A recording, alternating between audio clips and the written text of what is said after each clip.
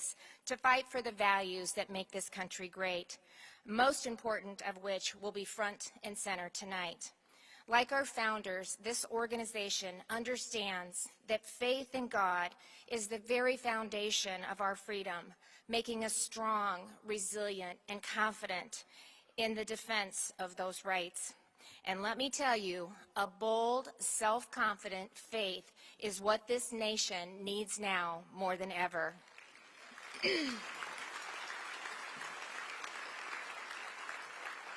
As we hear in Scripture, do not be dismayed, for I am your God. I will strengthen you and help you. I will uphold you with my righteous right hand. And here in Iowa, we've seen just how true that is, how powerful it is when citizens stand up and make themselves heard, even when it's really hard. We've seen parents object to pornography in our schools, to the relentless demonizing of this country, to our society's most extreme ideas about sex and gender being forced on their children. And as a result, working with the legislature, Iowa has successfully banned critical race theory, as well as pornographic materials in the classrooms and libraries. We didn't stop there. We ended gender surgeries on our minors, and we protected girls' sports for girls.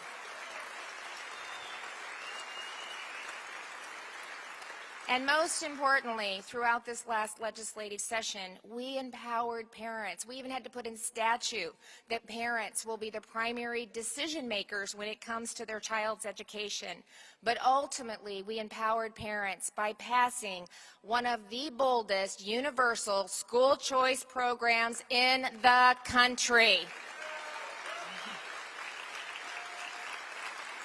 We wanted to make sure that every child, regardless of zip code or income, had access to the education that best fits their individual needs.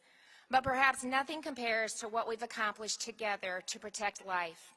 As you heard, in 2018, I proudly signed the fetal heartbeat bill, making Iowa one of the first states in the nation to do so.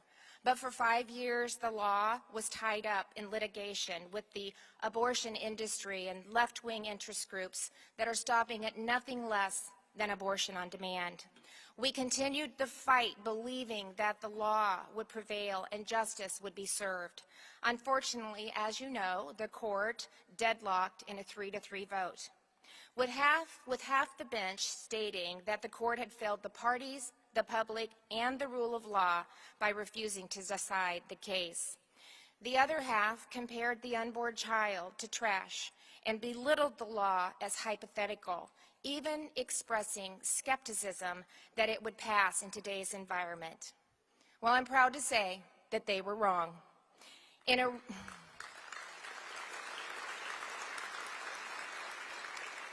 a rare and historic special session, the legislature passed the fetal heartbeat bill a second time with an even larger margin, sending an unmistakable message that the 2018 fetal heartbeat bill was not hypothetical, it was not an empty gesture, and it most certainly was not a mistake.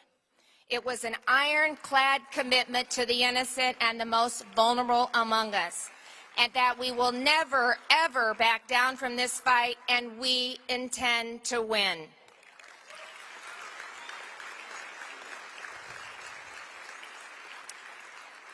So life isn't the only fundamental value that's been rejected by the radical left in the Biden administration. Another is the very concept of national borders and preserving America's national security. The Biden administration threw open the gates from day one, and an all too predictable border crisis has taken place. And the state, every state in this country is now a border state. So I was at the border a few weeks ago, and I can tell you firsthand that the scale and severity cannot be exaggerated. Iowa's location at the intersection of two major highways provides human traffickers and the drug cartels a direct route from Mexico to the Midwest, and the numbers sadly reflect it. From 2020 to 2022, Iowa has seen a 500% increase in fentanyl seizures, a 100% increase in meth seizures, and a 35% increase in drug-related deaths. Earlier this year, from March until May, just 90 days, the Department of Public Safety seized more than 27,500 fentanyl pills, 330 pounds of meth, and 72 pounds of cocaine. And I can tell you that the bulk of those seizures had a direct tie to the Mexican cartel. As governor, I have a responsibility to protect the safety and the well-being of Iowans, and protecting them at home starts with protecting the southern border.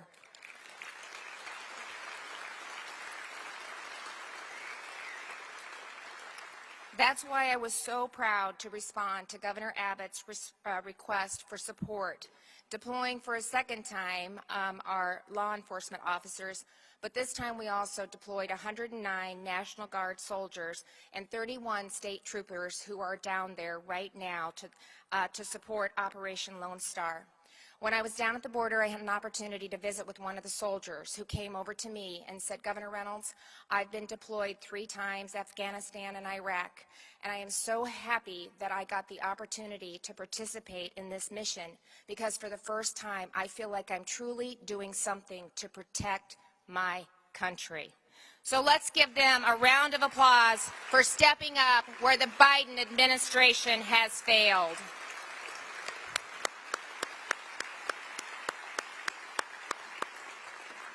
While I am so proud of Iowa's contribution, the fact that the security of the southern border is falling to the states is an assault on the Constitution and the American people and a dereliction of duty by this president.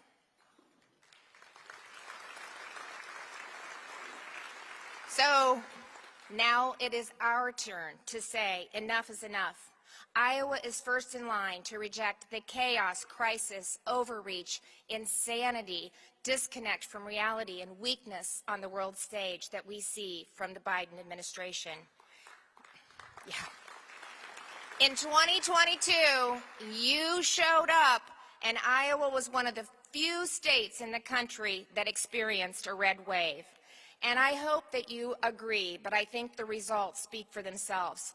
Lower taxes. We have reduced the individual income tax by nearly 60%, and we are not done. Iowa is the #1 state to retire. How about that? Smaller government, fiscal responsibility, the #1 state in the country for fiscal responsibility because we've practiced fiscal restraint. We made the top 10 list for the best states to live, work, and raise a family. Now we're #7, and I'm competitive, so we're going to do everything we can to get to #1. #1 for the low cost of living, #2 for health care and opportunity. We stood with our law enforcement who keep Iowans and our communities safe.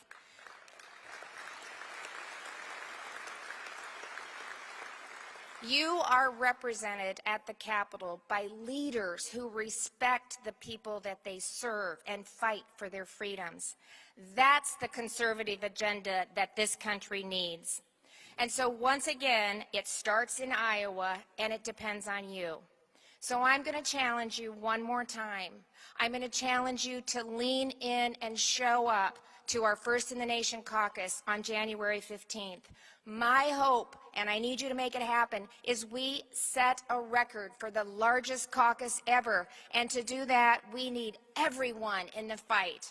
And this incredible turnout tonight gives me so much hope and is so encouraging that I know that we can do this. So, are you with me? Are you ready to take our country back? Are we ready to take our country back? I know we are because you are Iowans. We believe in faith, family, hard work, freedom, and most importantly, we believe in America. We live in the greatest country in the world. God bless you. Thanks for the opportunity to serve as your governor. It's an honor of the lifetime. Thank you. God bless you. Let's go save our country.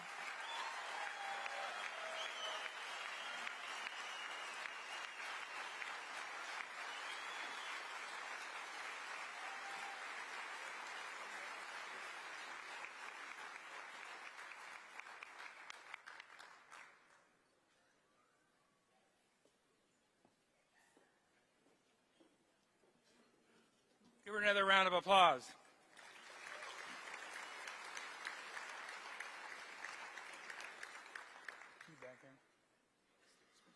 So at this time, we are going to do something that we do every year. We honor somebody that has given or has gone beyond the call of duty to protect traditional families, who's gotten out of their comfort zone to take on the arrows of the left and the radical left. And so we look very carefully at that award this year. And this year we're going to give that honor to my good friend, your good friend, State Legislator, State Representative Stephen Holt from Denison. And now I'm going to turn it over to Jeff Pitts to do the rest of the introduction of Steve Holt.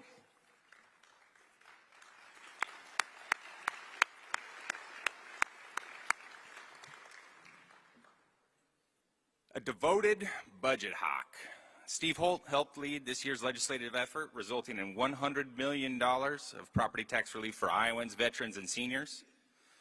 A fighter for Iowa's youth, Steve Holt helped lead on the school choice effort, making it possible for almost any Iowa parent to afford to pick the best place for their student. A no-nonsense social conservative, Steve Holt held fast to common sense and insisted that a person's biology at birth determines which bathroom they use in Iowa schools. Tough, yeah.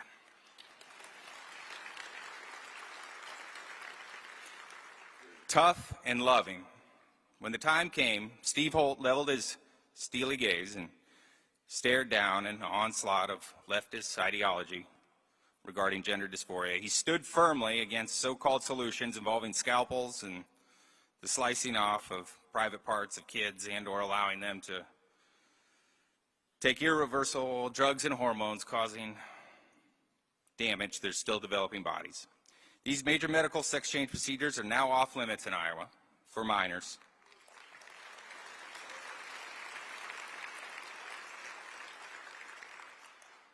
It was the right call to protect people in pain from even greater pain, and Steve Holt floor managed that bill.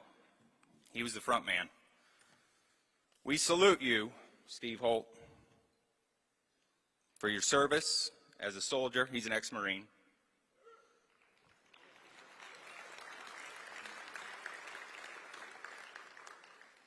For your citizenship in our Father's kingdom, and for your significant efforts in downtown Des Moines under that Golden Dome this year. It's my great honor, on behalf of Iowa Faith and Freedom, to present Steve Holt with our annual Friend of the Family Award. We want you on that wall. We need you on that wall. We thank God in heaven we have you standing tall for us on that wall. Ladies and gentlemen, please stand and salute the few, the proud, Steve Holt.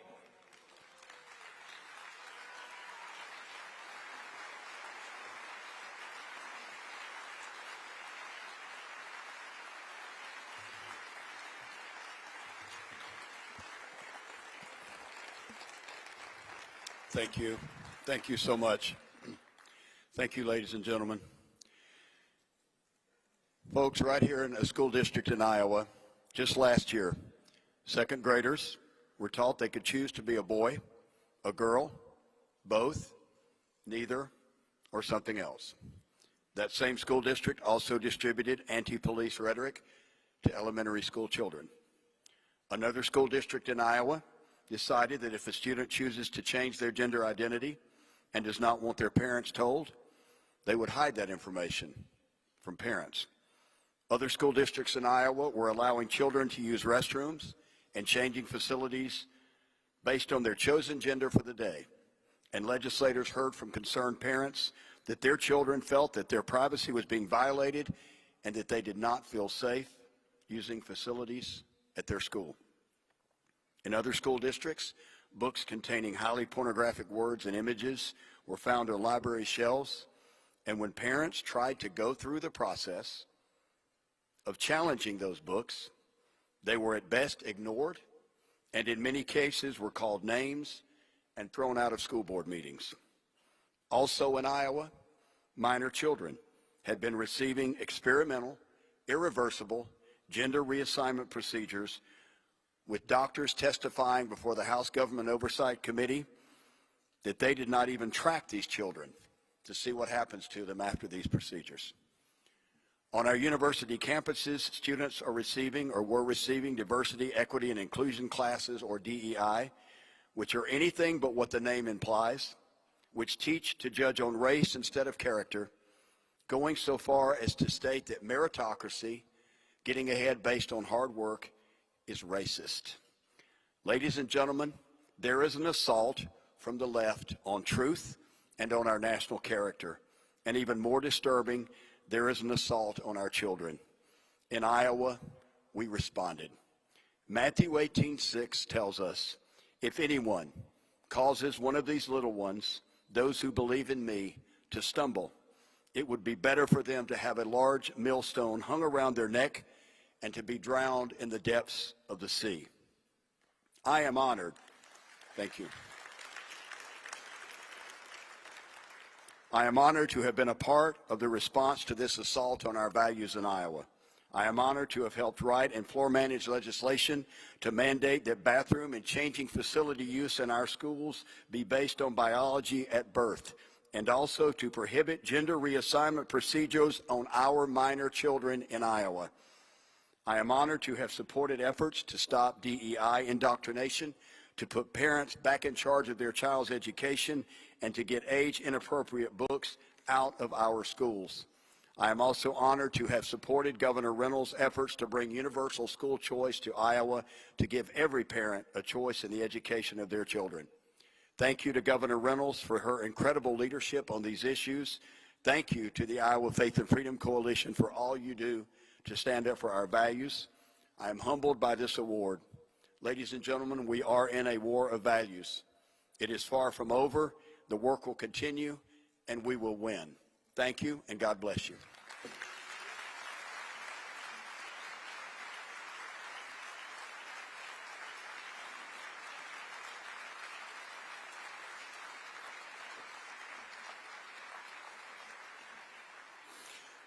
Thank you. Hello. Thank you, Steve. And now, dinner is served.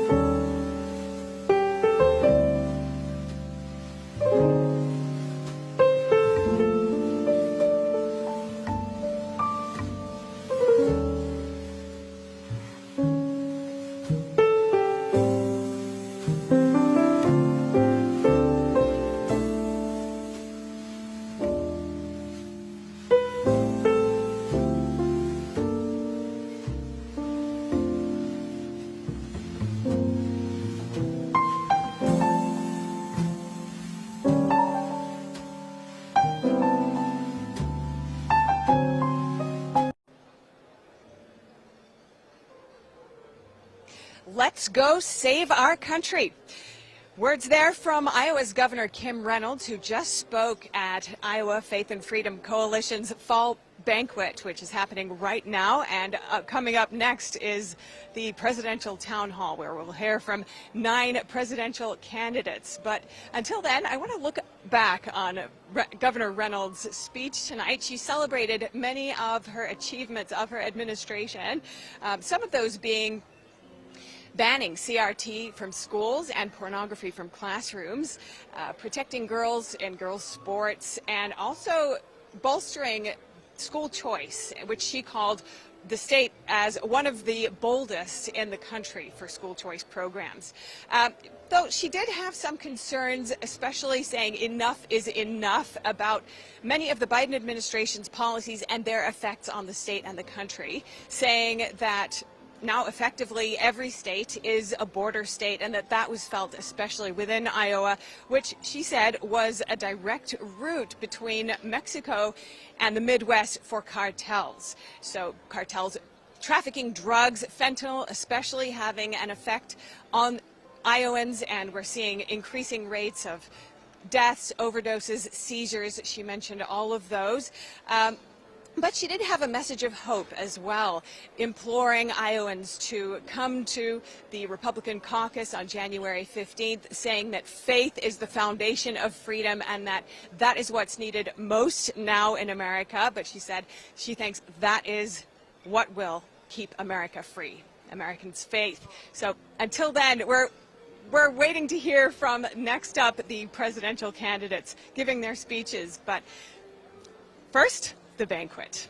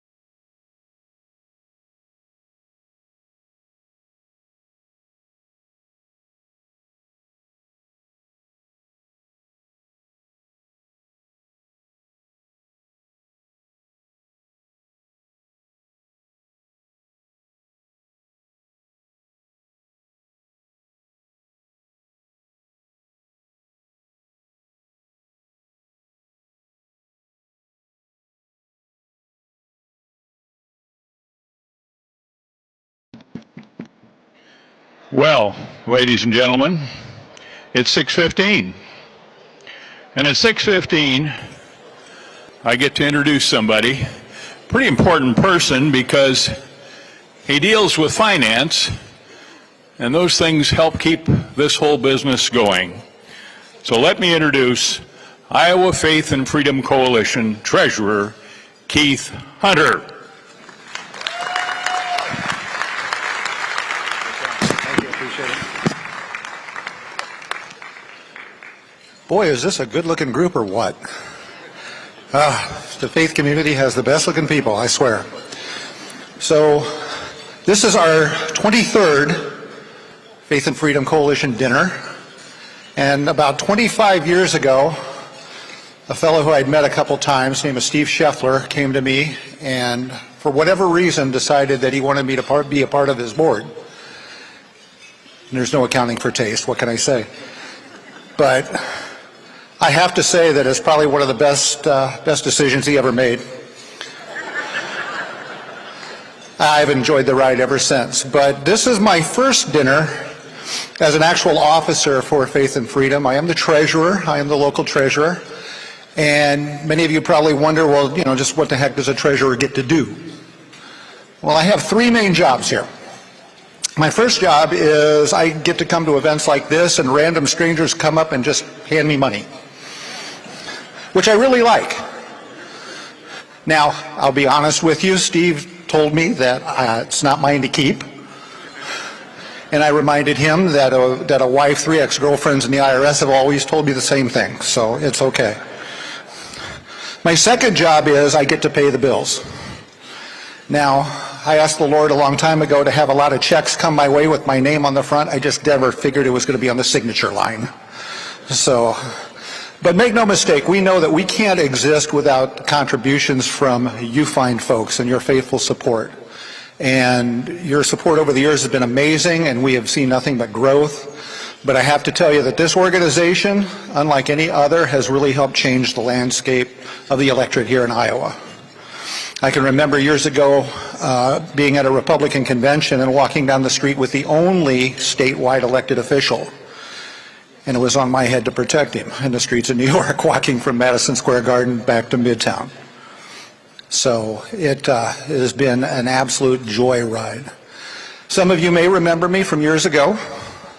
Some don't really recognize me anymore. I used to have hair. I really did. And I have to tell you, people will still walk up to me and ask me, when did you lose your hair? I said, I didn't. I know exactly right where it's at. Ralph Reed got it. Yep, absolutely. It's hard to believe, but we were actually the same age. But don't let his boyish good looks and that dazzling smile fool you. Inside that chest beats the heart of a true culture warrior. And it is not hyperbole for me to stand up here and say that we probably have no greater friend on the national stage than Ralph Reed. And we are very, very lucky with our affiliation with him to have him here this evening. So without further ado, let us give a great enthusiastic Iowa welcome to our chairman, Dr. Ralph Reed. Thank you, Keith. Thank you, Keith. Hello, Iowa. You guys having a good time tonight? You ready to hear from these presidential candidates? Are you ready to play the historic role that you've played over the last 50 years in helping to choose the next commander-in-chief and the leader of the free world? Good. Well, I want you to know that on behalf of the Faith and Freedom Coalition, I want you to know we will always fight to make sure that Iowa is first in the nation. And if we have anything to say about it, the Republican Party will never try to do to Iowa what Joe Biden's tried to do to Iowa. Amen to that? He screwed up everything else. He might as well screw up the presidential selection process while he's at it. But before the candidates come out here tonight, let's give another round of applause to Steve Scheffler and the Iowa Faith and Freedom Coalition for another amazing event.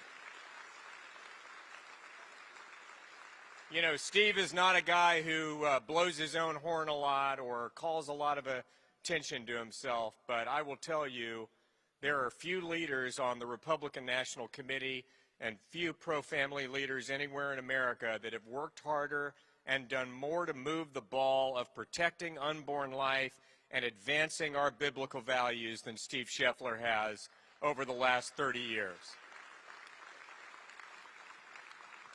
And, you know, this doesn't happen without money. And so on your table, in the center of the table, there are envelopes. I want you to pull those envelopes out of that receptacle and pass them to everybody at the table. Okay, so pass those around. Put your fork down. I want all eating and conversation to cease. Because we're just going to take a minute and focus on what the task at hand is. The task at hand is to get out the biggest Christian vote in the 2024 elections that has happened in modern American political history and make sure that we see a change in our country for honesty, for integrity, to clean up the mess in Washington, and to have a president who once again share our values. Can you get excited about that? Now, in 2022, the Faith and Freedom Coalition, our volunteers and paid staff, knocked on 8,584,949 doors across America. Not that we're counting. And in 2024, that number is going to go to 10 million. And the industry standard is that there's between 1.7 and 1.9 registered voters in every Christian household where there's a registered voter. More of our voters are married. More of our voters have children 18 to 24 present in the home. Some of you know what I'm talking about. You can't get them to move out. Okay? So their side, the number of voters per household is 1.1. Our side is 1.7. That means when we run this program, we're going to reach somewhere between 17 and 20 million evangelical Bible-believing voters at their door, in their home, and get them to the polls. And we're not just going to go to their door once. We track whether they vote or not and when they vote. And I don't want to frighten anybody, but we know when you vote. We may not know who you vote for, but we know whether you voted or not. And if you don't vote after we knock on your door, we're going to go back to your door 5 days later. We're going to knock on it again. And if you haven't voted by Election Day, we're going to show up at your home again. We're going to give you a ride in a car or a bus or a minivan, and we're going to make sure you vote. And that's how we're going to turn this thing around. In addition to that, we're going to target 500 to 1,000 evangelical churches in every battleground state, including Iowa, and we're going to register an average of 100 new Christian voters in each of those churches. That means we're going to add 50 to 100,000 new Christian voters to the voter rolls before Election Day in 2024. We're going to create a margin so big they can't steal it even if they try.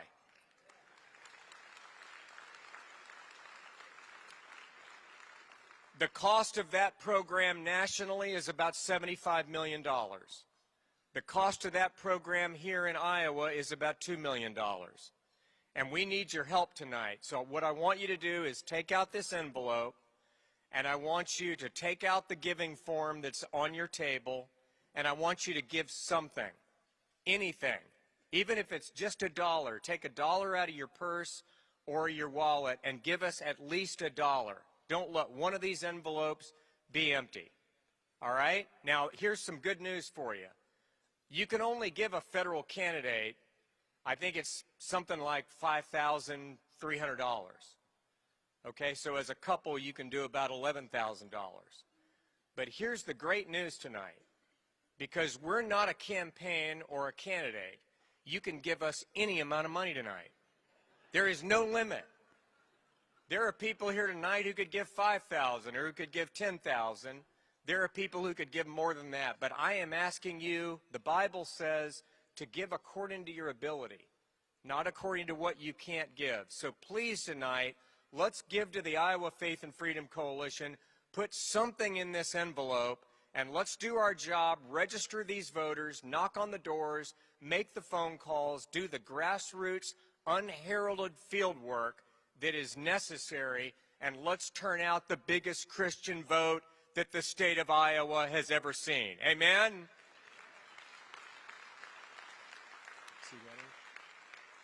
Okay, well, now we're going to proceed with interviews of the presidential candidates. I'm going to start, but before I do so, I just want to stress something before these candidates come out. We live here at the Faith and Freedom Coalition by Ronald Reagan's rule that an 80% friend is not a 20% enemy. Okay, not everybody who's on this stage tonight you're going to agree with on every single issue. But they have come here tonight to share their views, and they have rearranged their lives in order to offer themselves for public office.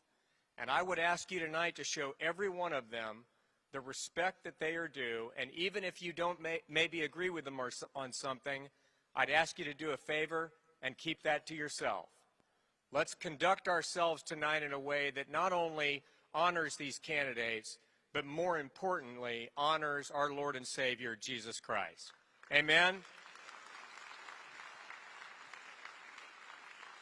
All right, well, our first candidate, who I'm very excited to welcome here tonight, is the governor of Florida. Y'all doing? Good to see ya. Great to be back in Iowa. Thank you, Governor. You've been a great friend to this organization and of life and the unborn. I'm going to start with a personal question. You graduated from Harvard Law School. You probably could have had your pick of going to Wall Street or a white shoe law firm and having a very lucrative legal career. But instead, you joined the U.S. Navy, you became a JAG officer, and you went to Fallujah and were attached to SEAL Team 1. I would ask, why did you do that? What did you learn over there? Because that was the Sunni Triangle. I mean, it was a really tough fight. And how did that experience shape you as a man and as a leader? Well, great question. So I had a lot of ambitions to do other things. I was a blue-collar kid growing up. My parents were working class. I was working minimum wage jobs to put myself through school. I was a baseball player doing all that. And then September 11th caused me to want to join the military. Our nation was in crisis. We were in conflict, and we didn't have a draft, but I felt that as an American I should do my part, however small. Didn't get school paid for, anything like that. Obviously made a lot less money, but it was something that was meaningful to me. Incidentally, my wife and I just got invited on Monday to attend the 22nd anniversary of the 9/11 Remembrance at Ground Zero with a lot of the 9/11 families. So that was very special, it was very moving, but it also was something that I was thousands of miles away, and it impacted my life. When you're in a place like Iraq, particularly in a special operations environment, what you learn is there's people from all walks of life. Everybody has different opinions. Different people have their own personal agenda. But you check all of that at the door when you put that uniform on. And it's all about accomplishing a mission. And everyone's got to be on board to accomplish that mission, or else people die. And that's the philosophy that you do. You pull together, you get the job done. It is something that has helped me as an elected official. I can say that every single thing I've promised that I would do as governor, I have delivered on 100% of my promises. It's not something that... And part of the reason for that is I feel an obligation to follow through. If I said I would do it, I have to do it. But part of it is the way we approach leadership. It's not about me. It's not about issues that don't matter to the lives of the people that I represent. It's all about their families and the future. And we're just laser focused on delivering. And Florida, like, I grew up in Florida. It's always been great, but since I've been governor, there's a lot of pride in the free state of Florida. We have people moving from all across the country to be a part of Florida, and we have a kind of a sense of pride now because of what we do. So that's something that's really meaningful to me, that our state stands for something and we've improved people's lives. But I do think you can go back to the desert of Fallujah and those operations, and you can draw a connection to a very mission-focused leader who will get the job done. And that's the thing, you know, as president, I'll go in on day one understanding that none of these distractions matter. It's all about true north, and it's about actually doing all the things we need to do to reverse the decline of this country. And I'll be laser focused on doing that and delivering for you for 8 full years over 2 presidential terms. Speaking of promises made and kept as governor of Florida, you signed a pain-capable bill as governor. You signed a heartbeat bill as governor.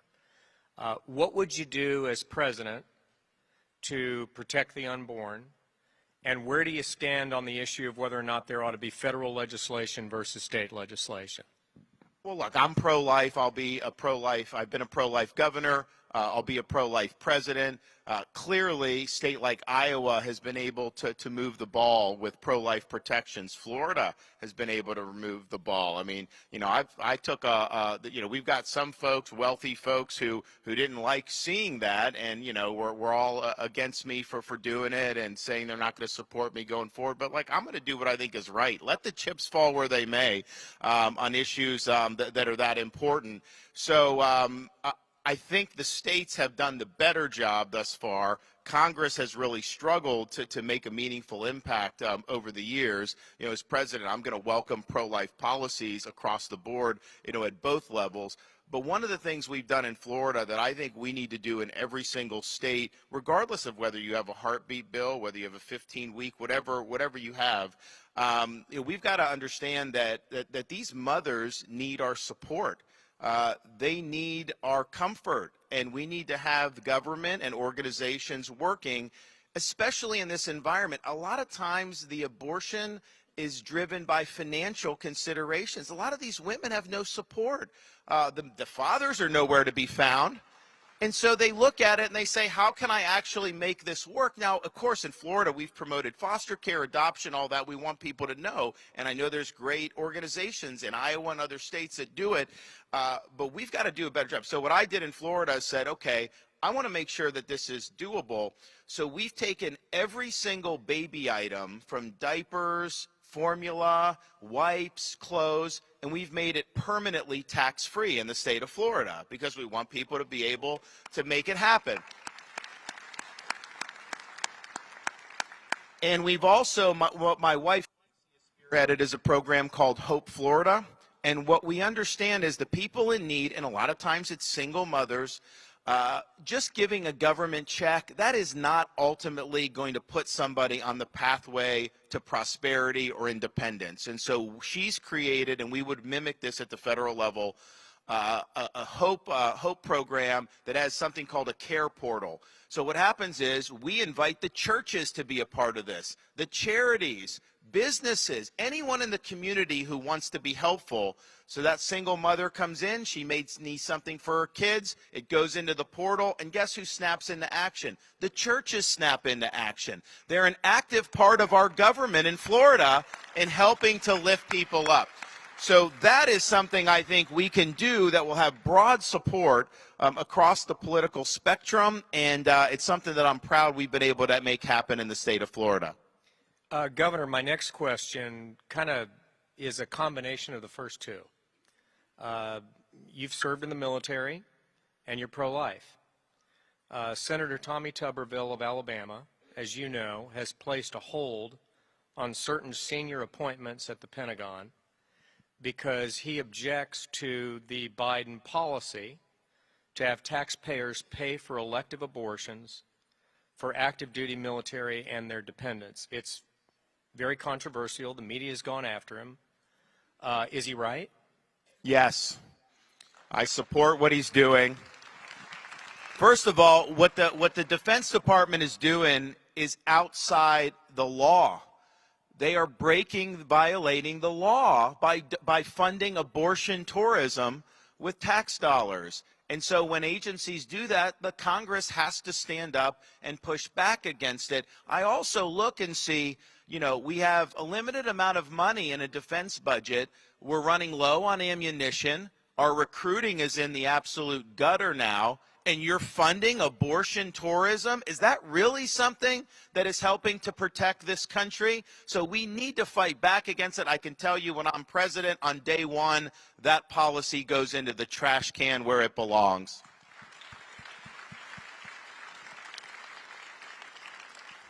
Now, Governor, you and your wife, Casey, are devout and faithful Catholics. And I know your faith means a lot to you. Could you talk a little bit about that? And in the midst of a campaign, in the midst of the attacks that you've come under, both in your gubernatorial campaign and this campaign, talk a little bit about how your faith sustains you and how it informs what you do as a leader. Well, faith in God provides you with the strength to be able to weather the storms that come when you're exercising leadership. In this day and age, when you do anything that is worth anything, they are going to come at you. They're going to sling arrows at you. They're going to smear you. They're going to lie about you. And the question is, do you have the fortitude to stand in the cauldron and hold your ground and stand firm? That's what we did during COVID when we stood up to Fauci. That's what we've done when we fought against Disney to get the gender ideology out of the schools. It's what we've done on all these key things to make the state what it is. And so people sometimes ask me, you know, what does it take to be an effective leader? And to me, I would say, first, put on the full armor of God. Then you can be an effective leader when you do that. I also will just say, because I know I've talked to people in this room who've told me that they were doing this. My wife got diagnosed with breast cancer a couple years ago. And at the time, our kids were 4, 3, and 1 years old. And a cancer diagnosis is obviously always difficult no matter what, but I think it's particularly heartbreaking when you have a mother of very young kids. And so we were staring this in the face. And as soon as we went public with it, it was really a dark time, but once we went public with it, the amount of prayers that we received, not just in Florida, but across the country, it lifted my wife's spirits up. And I can tell you the power of prayer is real. And she now, today, is not only cancer-free, but she is doing better than she's ever done before. So thank you for praying for her and my family. God bless. Ladies and gentlemen, let's thank Governor Ron DeSantis of Florida. Thank you all. Great job, my friend. Yeah, you did great. Yep. All right, good job. See you soon.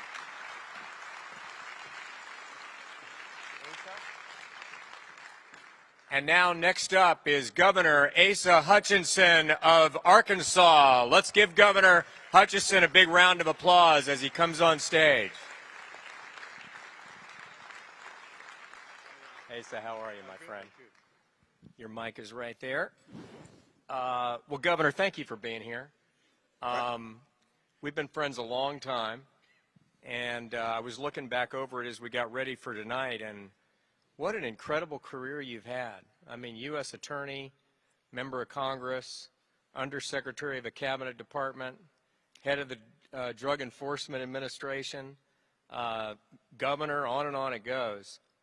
Since you were in that senior position, I believe during the Bush administration, if I'm not mistaken, at DHS, Department of Homeland Security, you know, we have the worst humanitarian crisis on our southern border ever. What are the first 3 things that you would do as president to end this chaos at the border? Well, let me tell you, this is something we would start on day one. We would enforce the law. We would close the border. We would make sure that we had a legal immigration system that worked and not let the traffickers control the border. Now, let me elaborate on that a little bit. I know how complex it is. I had that responsibility in the Bush administration. It wasn't perfect, but it looks perfect compared to what the Biden administration has done. And whenever Ralph, you said it right, it's a humanitarian crisis. And my wife Susan is here, by the way, and proud of her because she cares about the children and she understands that this is a humanitarian crisis. And you see the movie Sound of Freedom, in which you talked about sex trafficking. This is the cartels. This is the cartels. And so, one, I would push Mexico to make sure they work with us in going after the cartels. Now, there's some candidates that say we ought to invade Mexico. They're a friendly country. We can't invade Mexico. We shouldn't invade Mexico. But we've got to pressure them economically to work with us to enforce the rule of law. For the border, you've got to revise your asylum laws. You've got to put the resources with the Border Patrol that's doing great work for us down there. And then you've got to go after the cartels. And you've got to, on day one, make sure that we use the resources that are there already to continue building that wall and the infrastructure. By the way, today there was good news that the son of El Chapo was extradited to the United States of America for trial. That's good news. That's the work of the DEA, and that's what we have to do. The greatest thing that they fear is extradition. We need to bring them back to the United States and see American justice. And then what about interior enforcement? Because, you know, obviously under Biden, you know, by the time the 2024 election is held, the estimates are there'll be somewhere between 5 and 8 million illegal aliens that will have crossed our southern border. But the truth is that outside of that, the majority of people who are here illegally, as I don't need to tell you, didn't cross the border. They overstayed their visas. So they came here legally on a work visa or a student visa or some other visa, and they just didn't leave. Now, as president, is there anything that can be done in terms of interior enforcement? Well, there is, and that's an important point. In fact, if you have 12 million illegals in the United States, about 40% of those have overstayed their visas. That's a large percent. And so when you talk about the border, it's the border with Mexico, but it's also the border is the 300 international airports that we have in our country that people fly in, or it's the trains that come in. So this is a broad responsibility in protecting our border. You ask if there's something that can be done about it. We have to invest in our immigration system so that it works again.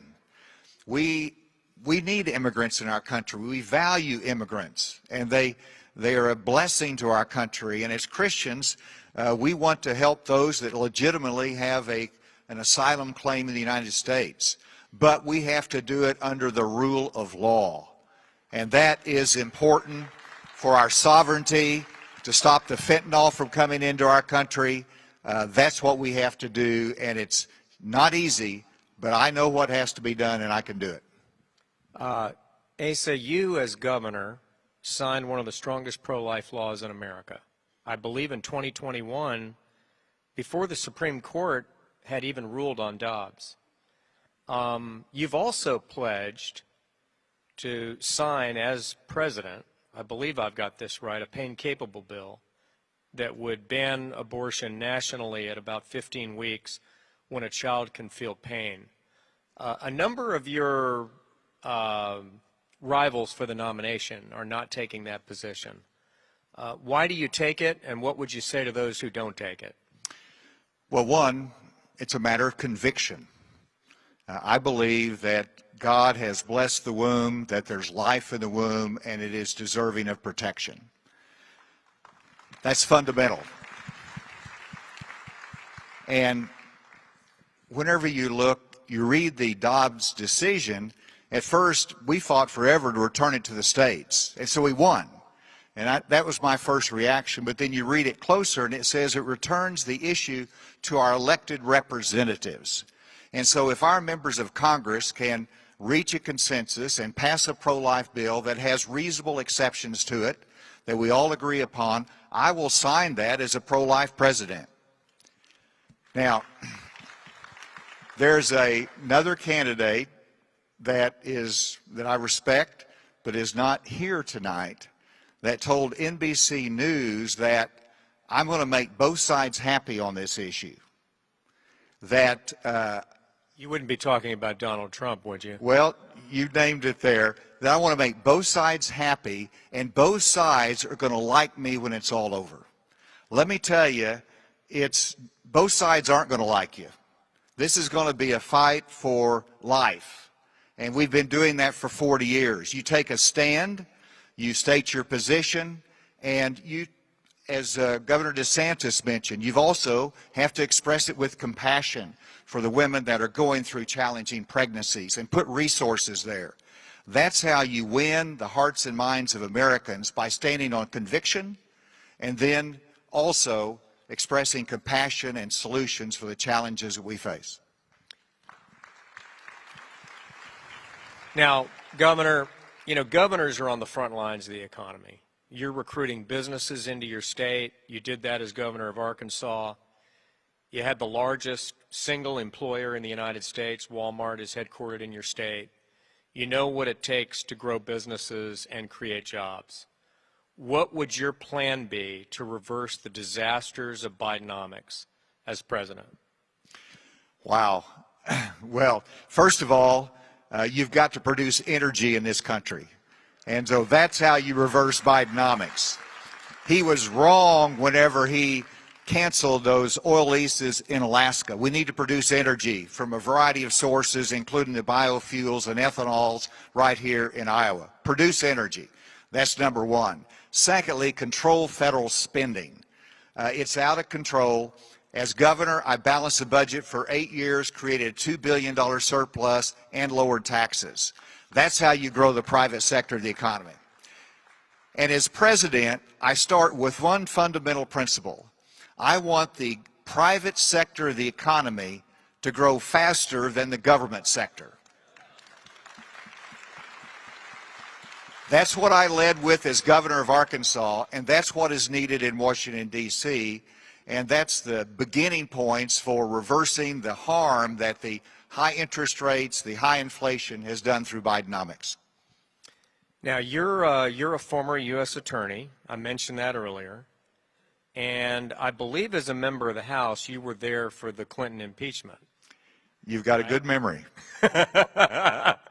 So, this week, Speaker McCarthy announced the beginning of an impeachment inquiry.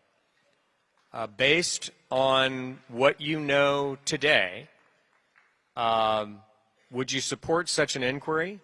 And do you think if you were a member of the House today, you'd vote to impeach Joe Biden?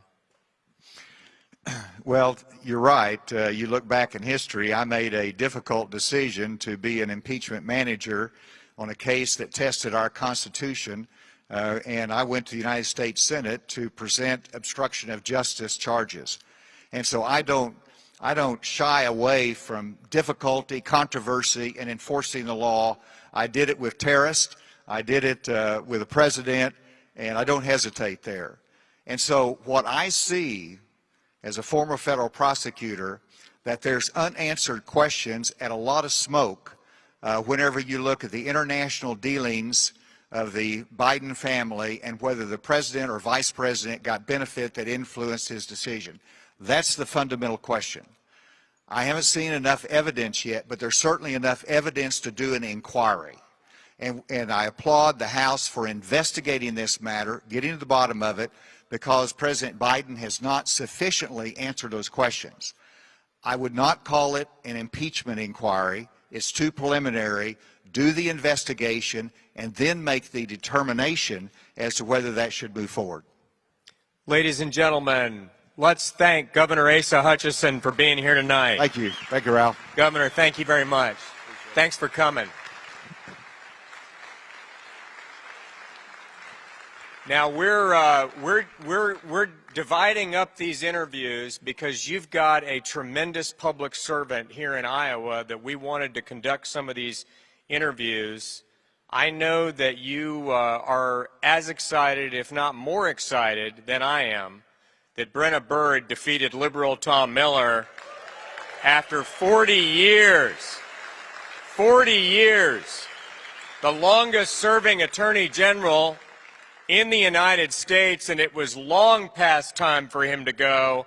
Aren't you glad that you now have a pro-life, pro-family, conservative attorney general in the state of Iowa. Let's please welcome Attorney General Hurd. Yeah, the mics are on the chairs, okay? No, she has a mic. The mic is on the chair. And ladies and gentlemen, Attorney General Hurd will interview South Carolina Senator Tim Scott.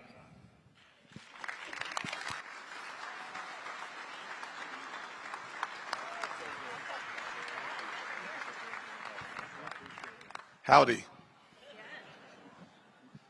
Well, welcome, Senator. We are so glad that you were here in Iowa with us. Thanks for joining us. Absolutely. Thank you. And I'm going to start this off before I get into policy with a little bit of a personal question. Yes, ma'am. All right. So other than your mama, is there any special lady in your life? Yes. So if you haven't read about her yet, I'm not sure why not. It's been one of the more asked questions recently. I do. I'm dating a lovely Christian girl. One of the things I love about the gospel of Jesus Christ is it points us always in the right direction. Proverbs 18:22 says, "He who finds a wife finds a good thing and obtains favor from the Lord." So can we just pray together for me?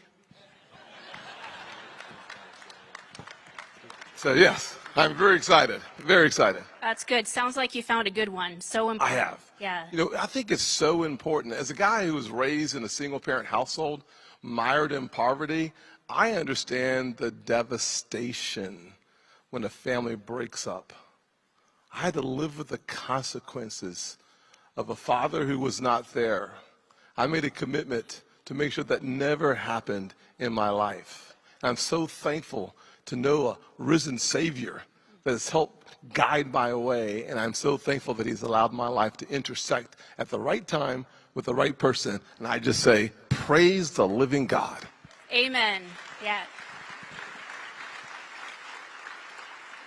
Well, I love what you're saying about the importance of the family and fathers and whole, healthy families. What will you do as president to strengthen the family unit? You know, one of the things I started this journey in 1994 when I started volunteering at the Crisis Pregnancy Center in my town, the Low Country Crisis Pregnancy Center. I also in 1995-96 became the chairman of the South Carolinians for Healthy Family Formation.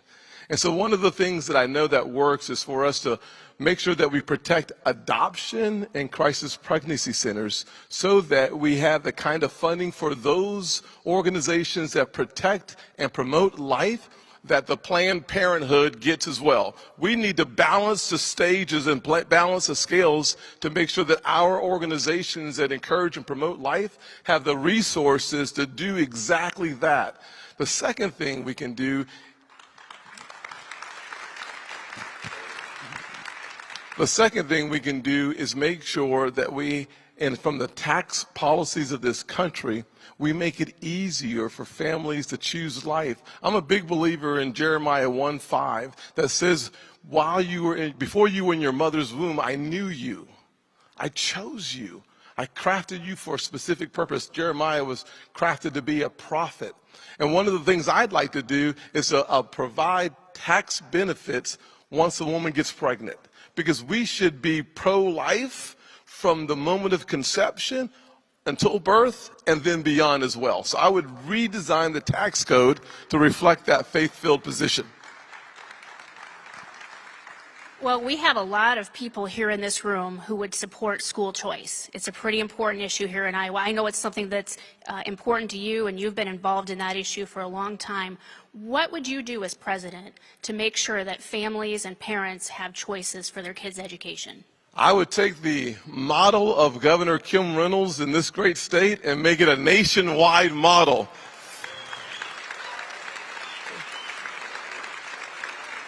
Think about what's happened here. You have a $7,500 tax credit available for everyone within 300% of poverty. Next year, it goes to 400% of poverty, and then the following year, it's universal. I would take the two major buckets of resources that come from the federal government, Title I money for those kids going to failing or underperforming schools, put that money in a proverbial backpack and let it follow the kid. When the parent has a choice, the kids have the best chance for success. And then the second thing I would do is I would put a target on the backs of the teachers' unions and break their backs. They're destroying our kids, trapping them in failing schools. Not on my watch. I will stand in the fire and make sure that kids growing up in poverty, kids growing up in rural America, have the quality education as a choice. The good news as Americans, the future is not going to be determined by the color of our skin, but it will be determined by the quality of our education. Let's equip our kids. Great words, and let me ask you this one. I was homeschooled. What do you think about homeschooling? Well, somebody say praise the Lord. Listen, one of the things I have, a few of the folks that work for me are homeschool parents. I spoke 3 years in a row to the Low Country Homeschool Organization. It's called LaChia. It's a Low Country organization for homeschooling in South Carolina. I finally said, y'all need to get a new speaker because these kids are getting kind of bored. But the truth is that there are tax impediments, the 529 plans. Homeschool parents don't have the same access to 529 plans as other folks. You should have the same access to the tax benefits in the tax code as a homeschool parent. Actually, if you think about it, you're paying taxes for someone else's kid to go to school, and then you're punished because you can't get a tax credit for educating your own kid. That's just wrong.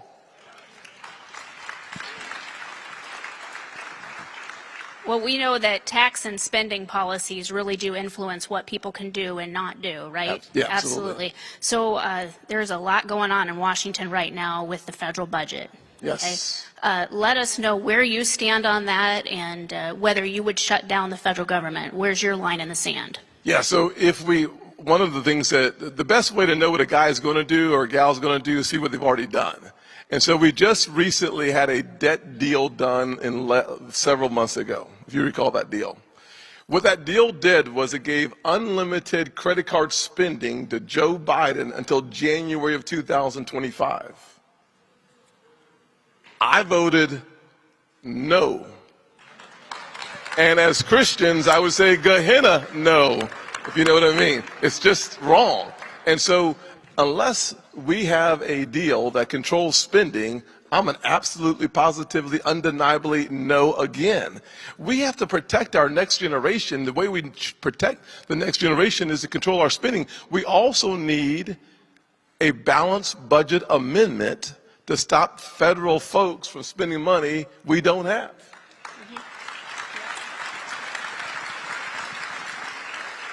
Well, I'm 47, and I think I have 37. I'm sorry. 47. Oh yeah, gee, there's a good strategy right there. Yeah, yeah. Hallelujah. Thank you, by the way. Thank you.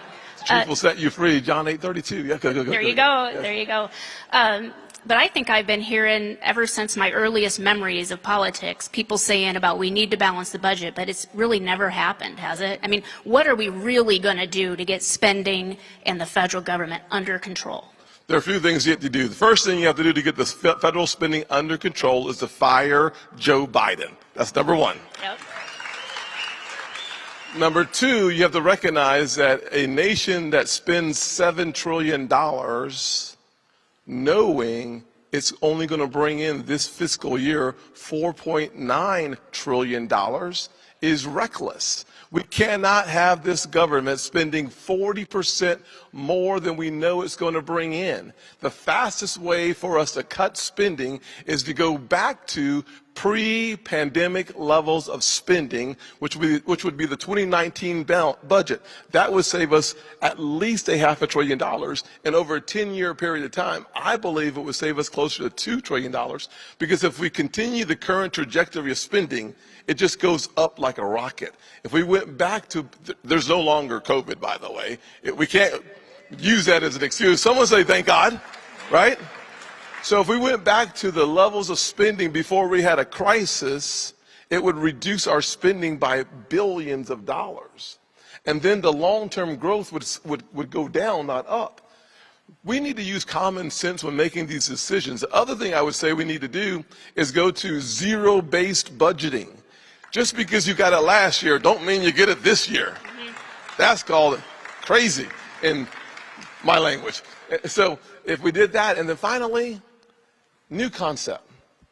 The government's too big in Washington. Let's close some agencies, consolidate some, and freeze vacant positions so you can't fill them. Yeah. Well, with the remaining time we've got left, I'm going to ask We only have 30 minutes, so 30 minutes, okay. 30 seconds, I'm sorry. I'm going to ask you a question I think is probably an easy one. Yes, ma'am. COVID vaccine mandates. Bad. There you go. There's an easy one. Bad. Yep. I said it during COVID, and I'll say it now too. We should never, ever have mandates. I trust people to make their own right decisions. One of the worst decisions made in the history of the country on education. We trapped poor kids all across this nation out of education. And their scores went down, and crime went up, unemployment went up. That was immoral, what happened then. No mandates, and if your kid can't go to the school where they're supposed to go to, under my legislation I signed as president, they can go to any other school that's open. Catholic school, public school, private school, home school, virtual school, all kind of schools. All right. I know my time is up. Yeah, thank you. Let's give a warm bless Iowa y'all. welcome to Senator Tim Scott. Thank y'all.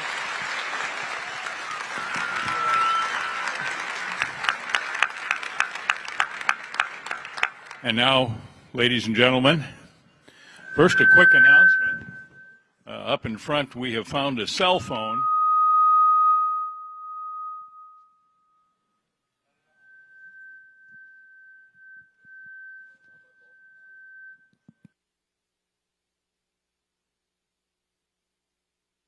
Okay, we'll try again. We have found a cell phone, so if you come to the front, there's a black table on the extreme right of the front. Someone will have it for you. Now, beyond that, we have national syndicated talk show host Larry Elder, who will be interviewed by our great Attorney General, Brenna Bird.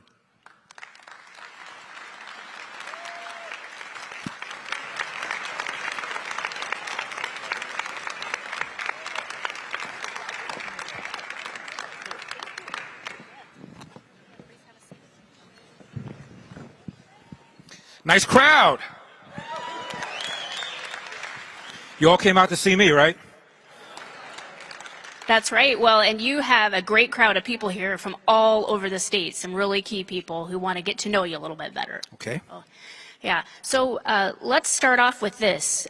Tell us about the role and what it means to have Jesus Christ in your life. How does that make you a better president and a better man? Well, I had a very strong religious upbringing. My mother taught in Sunday school. I played piano in Sunday school, not well, but I played. I had my 21st birthday in the eternal city of Jerusalem. It grounds everything. Our laws come not from man, but from God. And that's my basis. That's the basis for the Constitution. That's the basis for the Declaration of Independence. And that is why I'm in this race. Brenna, I'm in this race not because I want a newspaper column. I have one. I gave it up to run twice. Not because I want a radio deal. I had one, gave it up twice. Not because I want a TV deal. I had one, gave it up twice. Because I feel I have a moral, a patriotic, and a religious obligation to give back to a country that's been so good to my father and my mother and my family and, in my opinion, the rest of the world. That's why I'm doing this.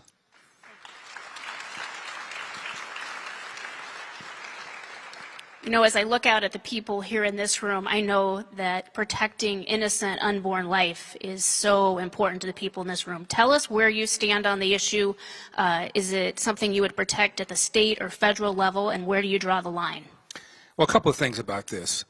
For years, we have been arguing that Roe v. Wade should be overturned. For the nation's history, this has always been a states' rights matter. And in 1973, when the Supreme Court federalized the issue, all of us, most of the people on our side, argued that the Supreme Court had no business getting into this business. Antonin Scalia once said, you know, I don't know anything about abortion. I didn't study that in law school. It's not something that should be in front of us. It should be done to the states, left to the states, and to the people, and to the democratic processes. And that's where it ought to be. The pro-life community is not only talking the talk, it's walking the walk, Brenna.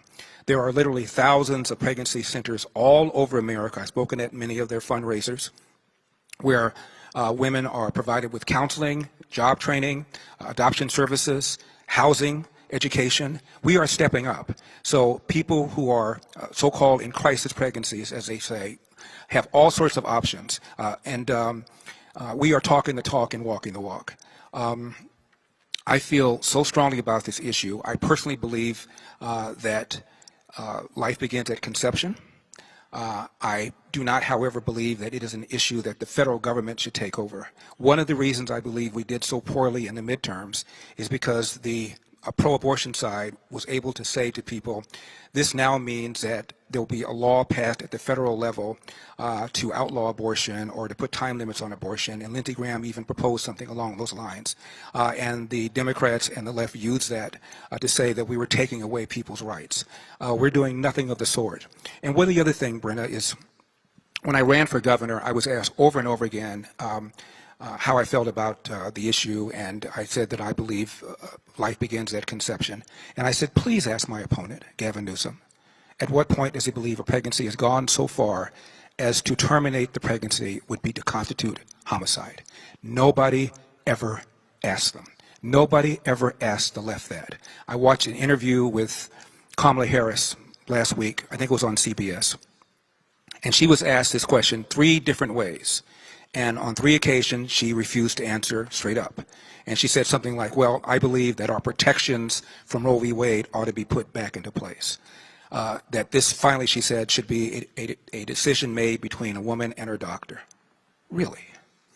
And the CBS correspondent did not ask the important follow-up question, which is this. Do you know who Dr. Kermit Gosnell is? He, of course, is the abortion doctor in Philadelphia who's behind bars as we speak for performing late-term abortions. He performed abortions at the consent of the women. So are you saying Dr. Kermit Gosnell is a political prisoner? He's been persecuted. He should be free? They don't want to answer that, but they want to call us extremists when they're the ones who are the extremists.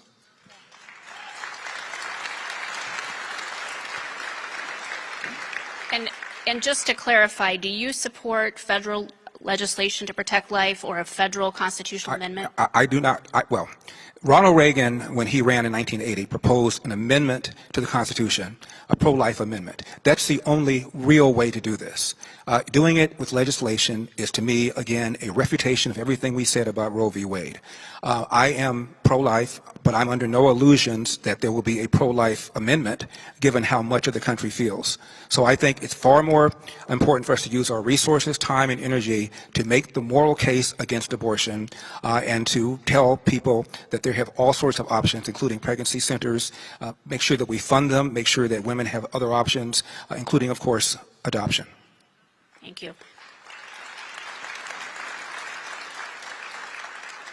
Well, you've been in Iowa quite a bit, and we've had a number of conversations. So I want to ask you about this, given my background as a prosecutor, about where you stand with supporting our prosecutors and law enforcement, especially in light of things that we seem to see coming from like your home state of California, where the law enforcement profession is really denigrated and they are not given the respect that they deserve and that they get here in Iowa. What will you do as president?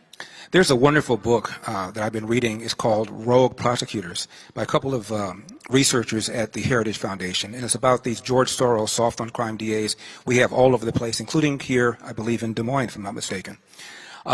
This defund the police, assault on the police movement is an outrage, and it is getting people killed. It's called the George Floyd effect or the Ferguson effect, and that's the phenomenon of cops all over the country pulling back because they've been maligned as engaging in systemic racism. There is a researcher who used to work for Thomson Reuters. I say used to work. I'll come to that in a second. Used to be a big proponent of Black Lives Matter. And he did a study, and he found out every time there's a high-profile shooting of a black person, whether it's in Baltimore, Freddie Gray, or Chicago, Laquan McDonald, or outside in Ferguson, Michael Brown, the police have pulled back.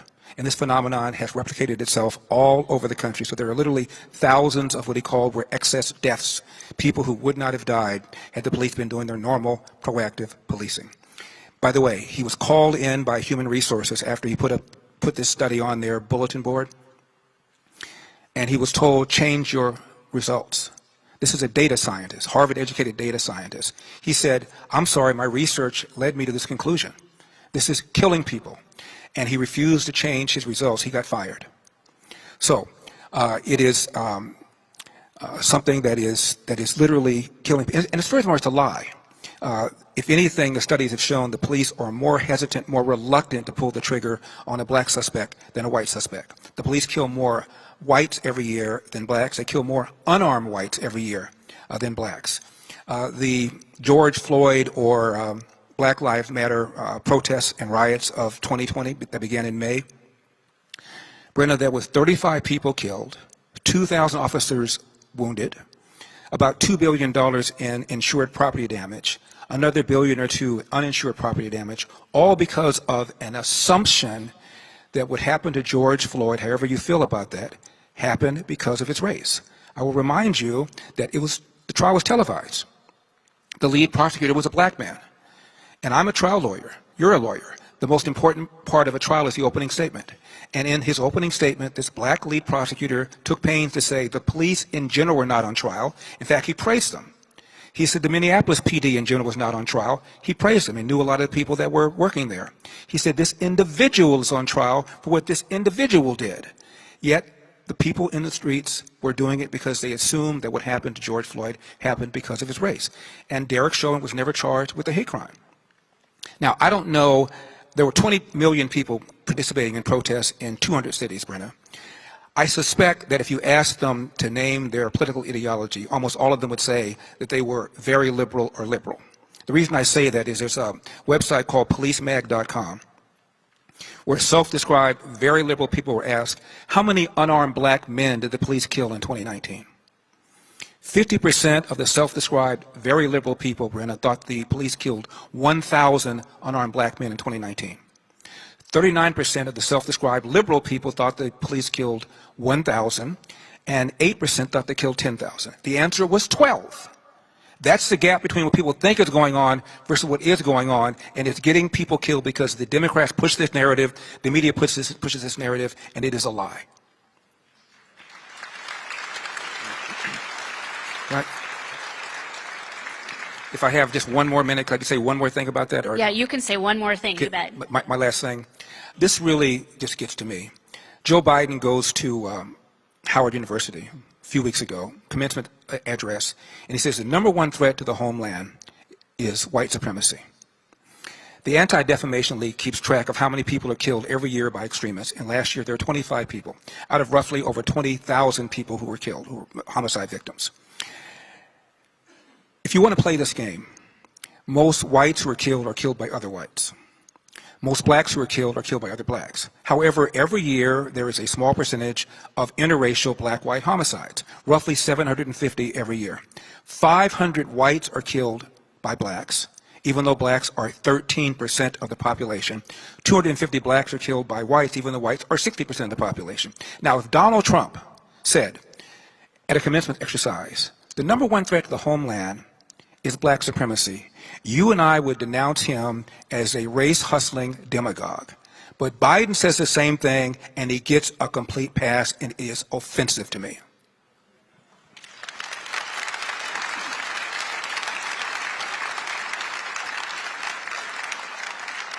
Well, thank you for coming here tonight. It's been a great conversation. Let's give a great Iowa warm thank you to Larry Thank Elder. you. Thank you. Thank you. That's it? We're done?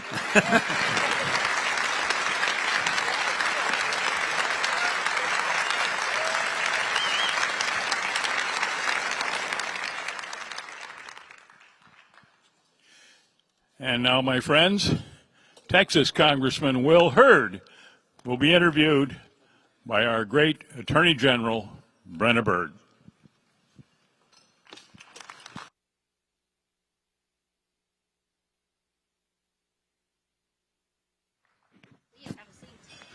Howdy. Yeah, well, welcome back. Thank you. Yeah. So I've been wanting to ask you this one. We have heard a lot about a deal that the Biden administration made, right? Returning $6 billion, right? And the hostage deal. Just tell us a little bit about, you have that background in the CIA, a lot of knowledge here. What do you think about that? Well, so I spent a decade as an undercover officer in the CIA, and my job was overseas. My responsibility was to stop terrorists from blowing up the homeland, to ensure Russians and Chinese spies weren't stealing our secrets, and to put nuclear weapon proliferators out of business. Right? But thank you. Thank you. You know, I was in the CIA a year before 9/11. When 9/11 happened on September 12th, I was the 4th employee in the unit that ended up prosecuting the war in Afghanistan, killed 75% of al-Qaeda, and pushed the Taliban out of the country. That was the success at the very beginning. And yeah, we can clap for that. And I got to thank you, Iowa. I have a new tradition. I joined some fellow Iowans on Monday and did a 21-mile walk from Waukee to Des Moines. On September 11th, celebrating the first responders, commemorating the 3,000 lives lost. It was amazing. Y'all are amazing. And if y'all were the ones handing us water while we were walking, thank you. It was needed. But my point is, in all that experience, here's what I've learned. Don't give $6 billion to the Iranians for nothing. Right. It's outrageous that you look. Here's all you need to know about the Iranians. The Iranians have lied to and misled the IAEA. That's the international group that's looking at the nuclear programs. They have lied to and misled the United Nations. They are currently killing and actively trying to kill U.S. service members. Right? They are destabilizing the region, the broader Middle East. You cannot trust the Iranians. You should never trust the Iranians, and you shouldn't be giving them $6 billion. And you have nothing to show for it, where you take American citizens, go from one prison to another. This is the kind of crazy foreign policy that Joe Biden and his team is doing. We saw that with the withdrawal in Afghanistan. We've seen that in the lack of engagement in Latin America on border security. And it's just one more example of the problem. And through all of this is made even worse because of this administration's lack of support to Israel. Mm-hmm. Thank you for clapping for that one. Israel is our single most important ally in that region, full stop.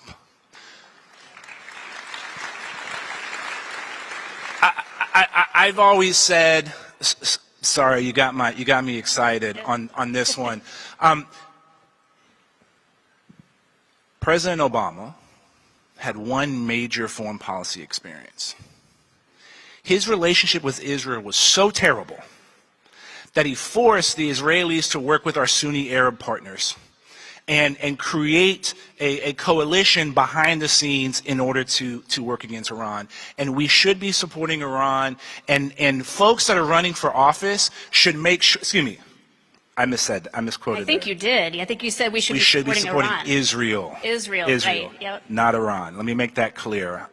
We should be supporting Israel. Mm-hmm. And those that are running for the highest office in the land need to recognize who are our friends, who are our enemies. Israel is a friend, and we should be supporting them. Well, I can see that one gets you pretty fired up, doesn't it? Yeah, it does. It hits your heart. And let me tell you about an issue that really fires up Iowans. And in fact, I heard from a number of people tonight concerned about this issue: election integrity. So here in Iowa, I think we do a good job of election integrity. We do not take it for granted, but we work hard on it and take it seriously. But we know that some other states around the country, they don't do that. And when we vote for president, there are Iowans here who are worried that's going to water down our good election if something is going on in other states. Where do you stand on election integrity? Do you think it's a problem, and what are you going to do about it? Well, first and foremost, have an ID to vote. It's like it's not sorry, I don't have anything more, sophisticated than that. Have an ID. And for folks on the other side of the aisle that says that's discriminatory in some way, then if you don't have an ID, help people get an ID.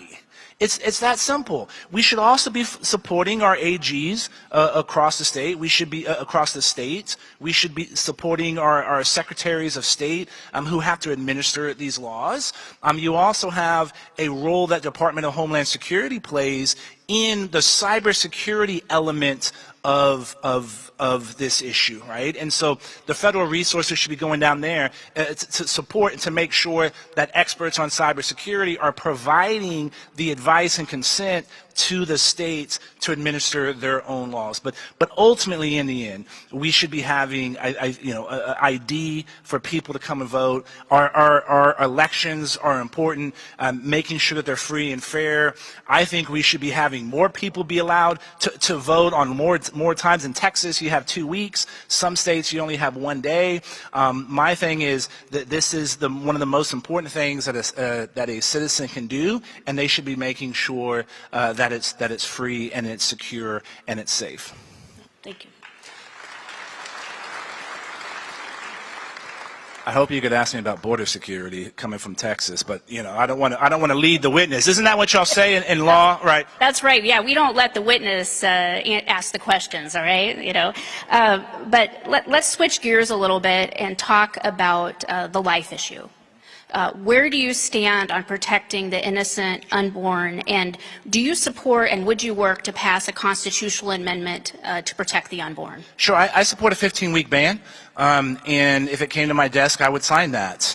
And I think with the Dobbs decision going back to the states, our states have the responsibilities now. And I also think that we should be making sure that the resources and health resources for our moms are available, that our state should have some of the greatest neonatal health care in the world. In some communities, especially with black women, having children, their chances of dying are higher than in some places in the developing world. And to me, that's absolutely unacceptable. And that's something that I would be putting time, energy, and effort to in defending as President of the United States. Yeah. So what can we do to make that better? So it starts with making sure that when moms know that they're pregnant, that they have the resources and understand what health care is provided to them. The states need to be educating them on that particular issue. We need to be making sure that any of these places where they're having an increase in deaths or outsized deaths, if they're receiving federal funds, there should be a review for that. We shouldn't be having federal dollars go to places that are underperforming places in the developing world.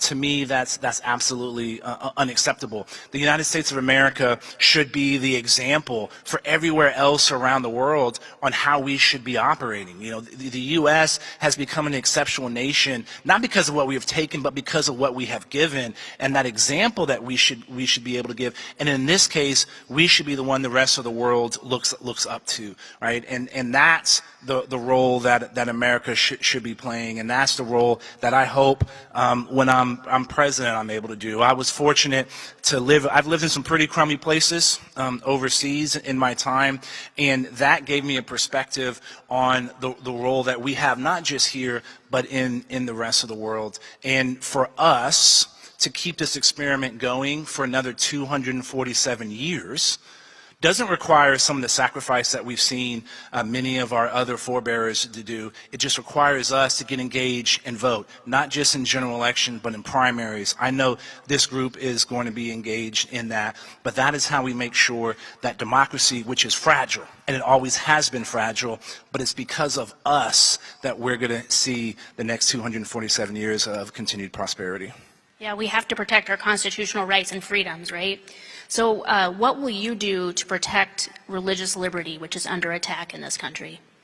Look, The first thing is call it out when you see it happening, right? Number one. Number two, make sure that everything from State Department to DOJ is in line in protecting these kinds of religious freedoms.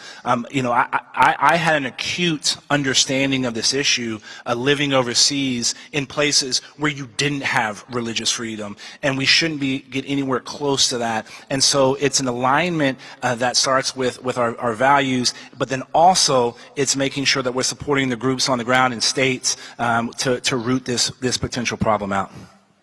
Well, I appreciate that. That is so important.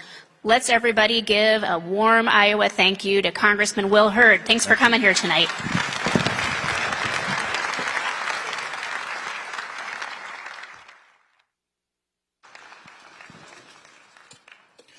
And now, my friends, Perry Johnson will be interviewed by our great Attorney General, Brenna Byrd.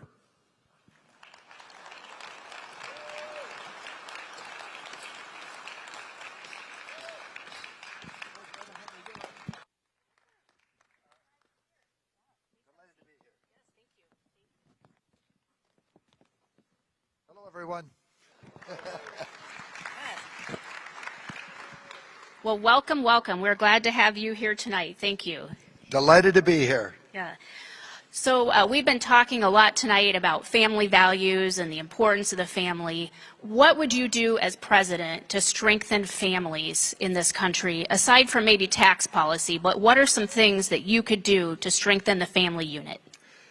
Let's let everyone understand that it all starts with the fact that when you have a family unit, your probability of having a successful, happy child increases by over 100%. When you have a two-parent household, the impact is so stratospheric that you cannot believe it. And I'm a statistician, and you look at the numbers. It starts by encouraging this. You realize that we've lost our way.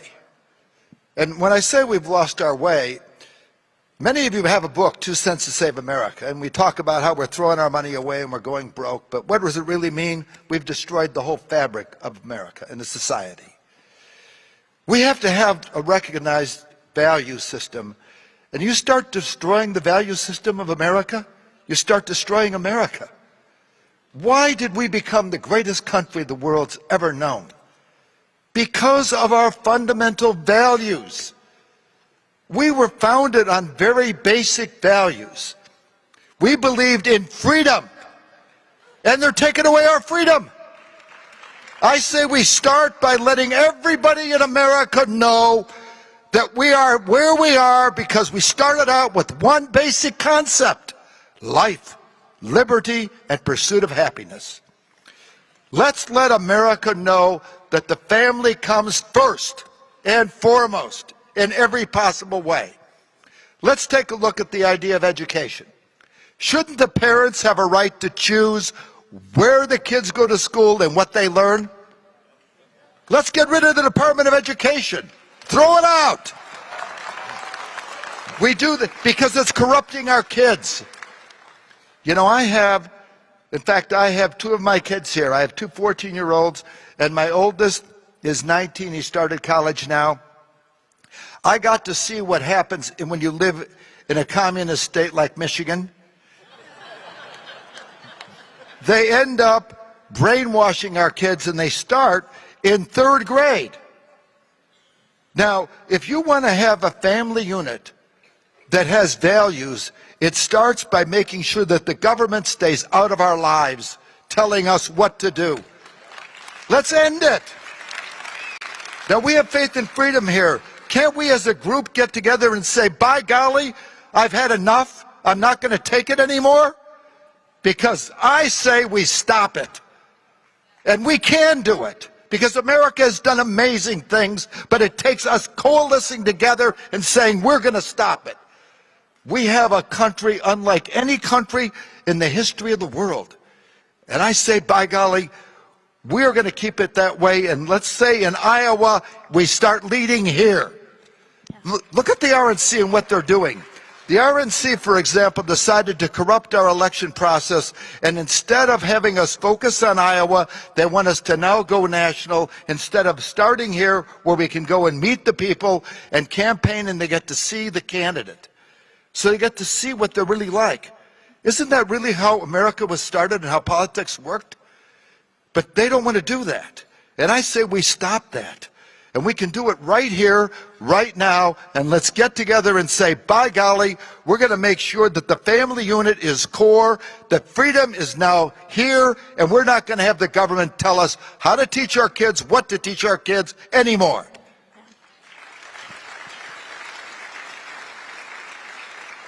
Well, and we do appreciate the time that you've been spending in our state getting to know Iowans, and I'm sure that... I got a lot of fun. Good. We have too. We have too.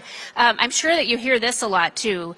Like Governor Reynolds said earlier tonight, every state's now a border state with what's going on at the southern border, and we've got fentanyl and methamphetamine being sold directly into Iowa by the drug cartels, and we are a long ways from the southern border. So tell us what you would do as president to control the border and to get the cartels under control. Well, I doubt if you did a survey here that there is a single person in this group does not think we should finish the wall. How many say we should finish that wall? You know, we have 20,000 people that are patrolling and they're not even allowed to enforce the law.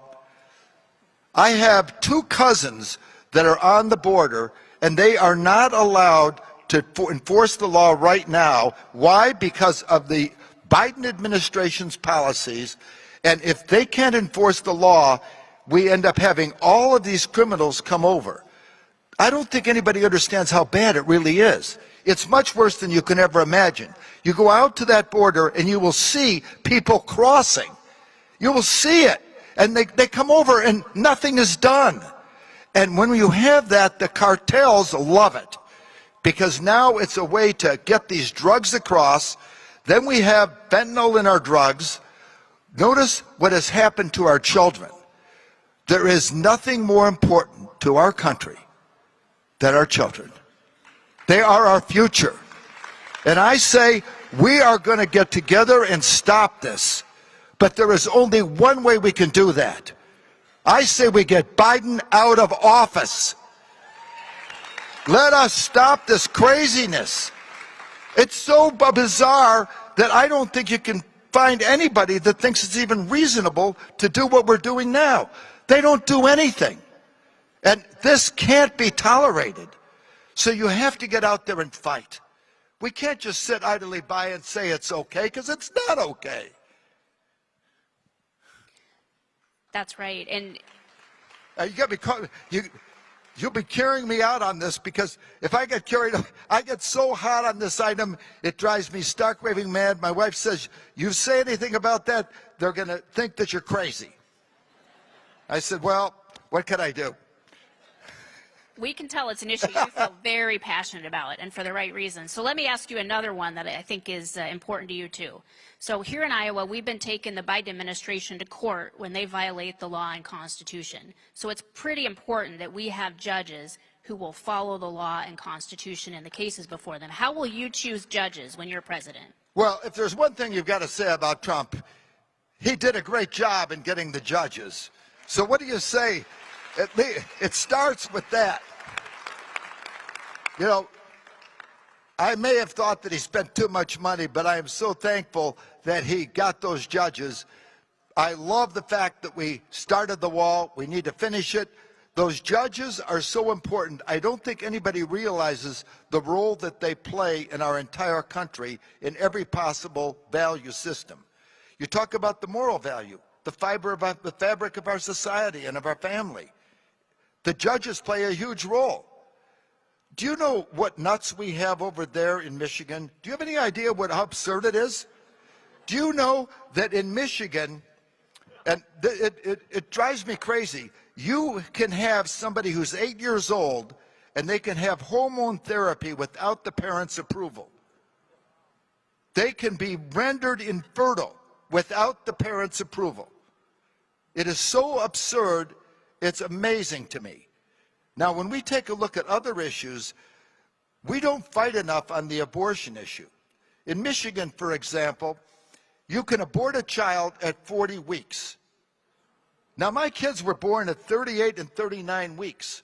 40 weeks they can live. Why don't we really take it to them? Instead of having them pick on us, why don't we go after them? Because you know it's an 80% issue in this country that people do not want to have these late abortions. It's 80%. That means we have a winning case, and we can fight it. Why don't we fight it together? What do you say we fight this together?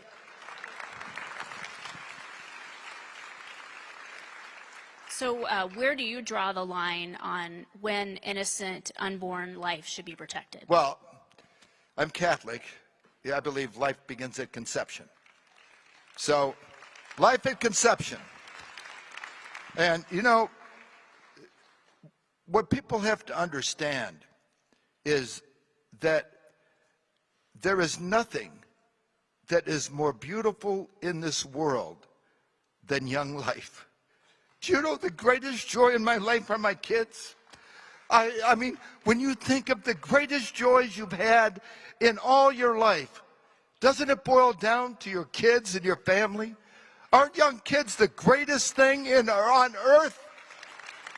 And man, when you see a child and you see a baby, there is nothing that brings greater warmth to a family than a newborn child. Nothing on this planet. So yes, I know I'm extreme on this end, but God bless us for having those children. And there is nothing that brings greater joy to the world than a newborn child. Thank you. Thank you. Well, that is well said. I see our time is up, so let's give him a warm Iowa thank you. Perry Johnson, thank you. You never talked about my 2-cent plan. Do you have my book? Yes, thank you. Thank you. Thank you so much. And now, presidential candidate Ryan Binkley will be interviewed by Iowa Attorney General Brenna Byrd.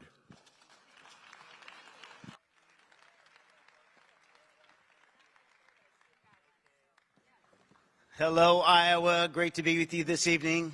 Governor Byrd, great to be here. Yeah, well, thanks for the I'm promotion. sorry, Governor Byrd.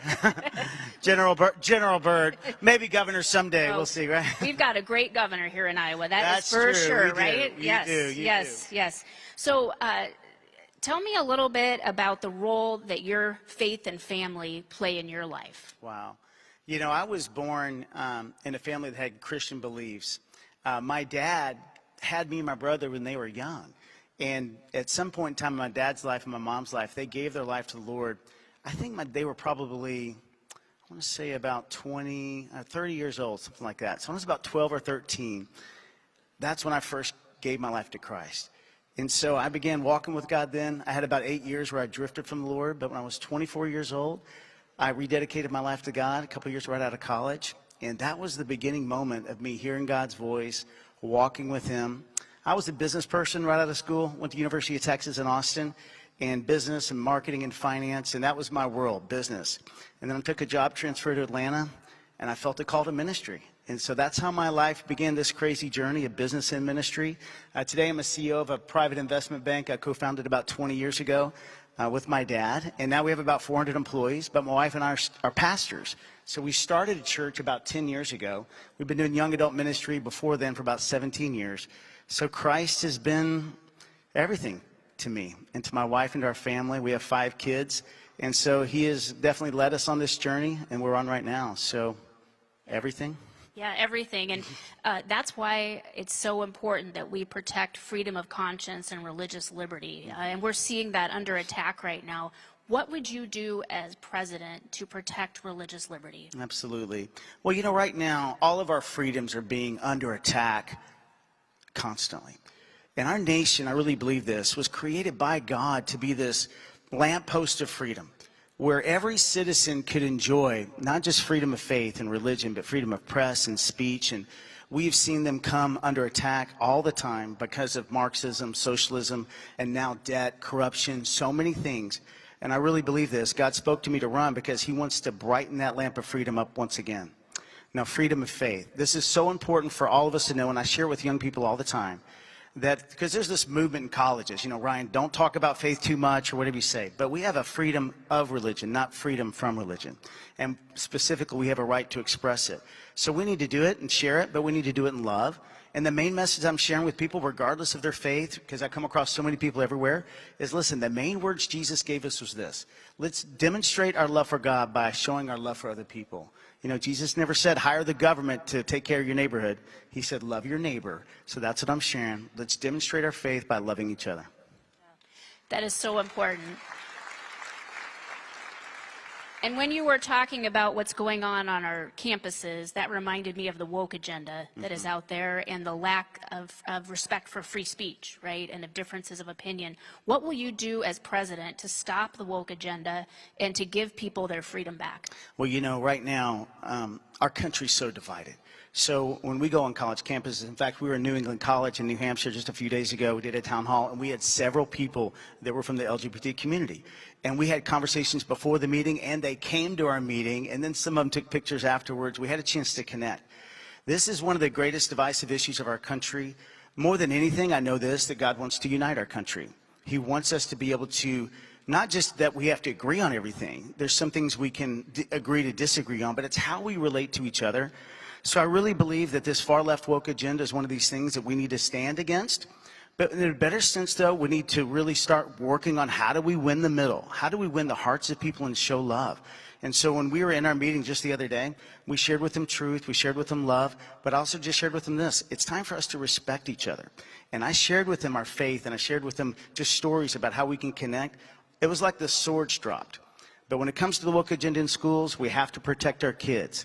So at the primary grade level, high school level, I'm just saying we have to protect all of our children in America. We need to protect them at every single level and make sure that families are part of the decision-making process. So there's an agenda that's out there that's from the world, but we can defeat this through the love of God and through truth. And when we stand for truth, we stand for freedom, we'll protect it.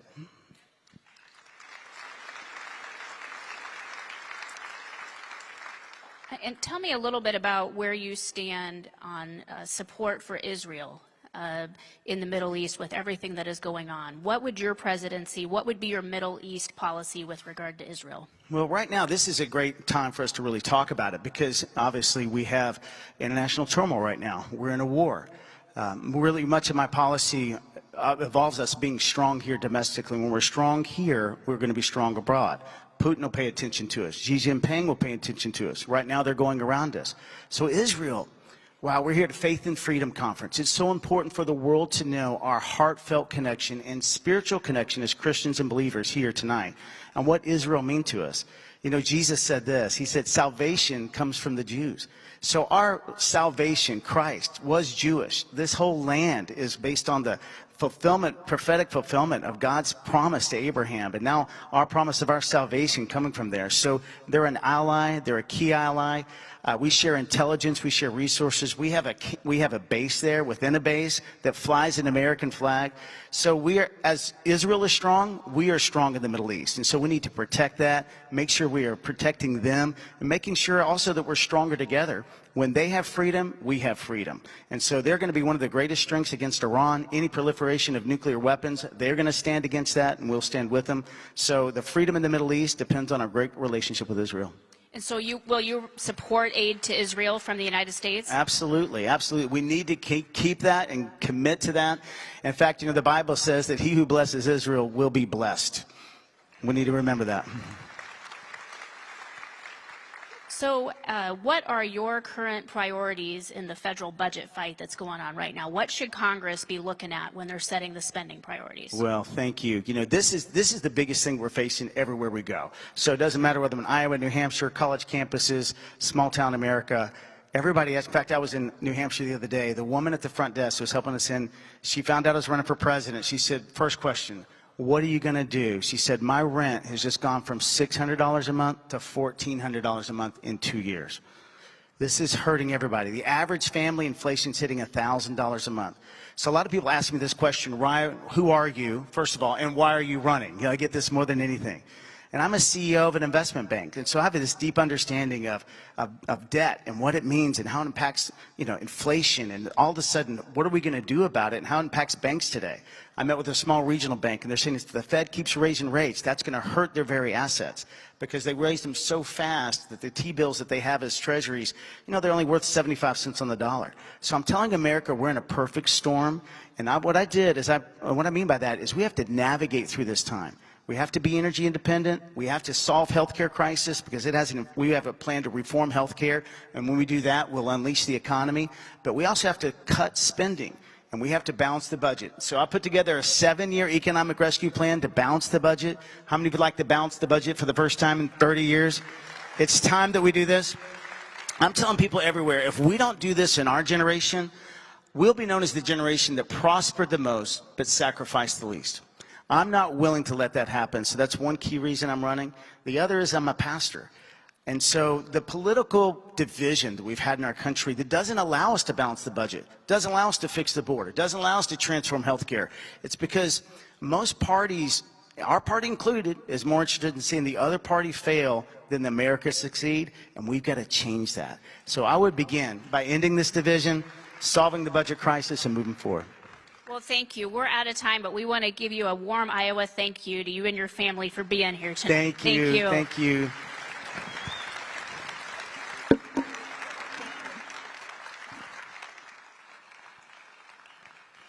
And now, ladies and gentlemen, the 48th Vice President of the United States, Mike Pence, will be interviewed by Ralph Reed.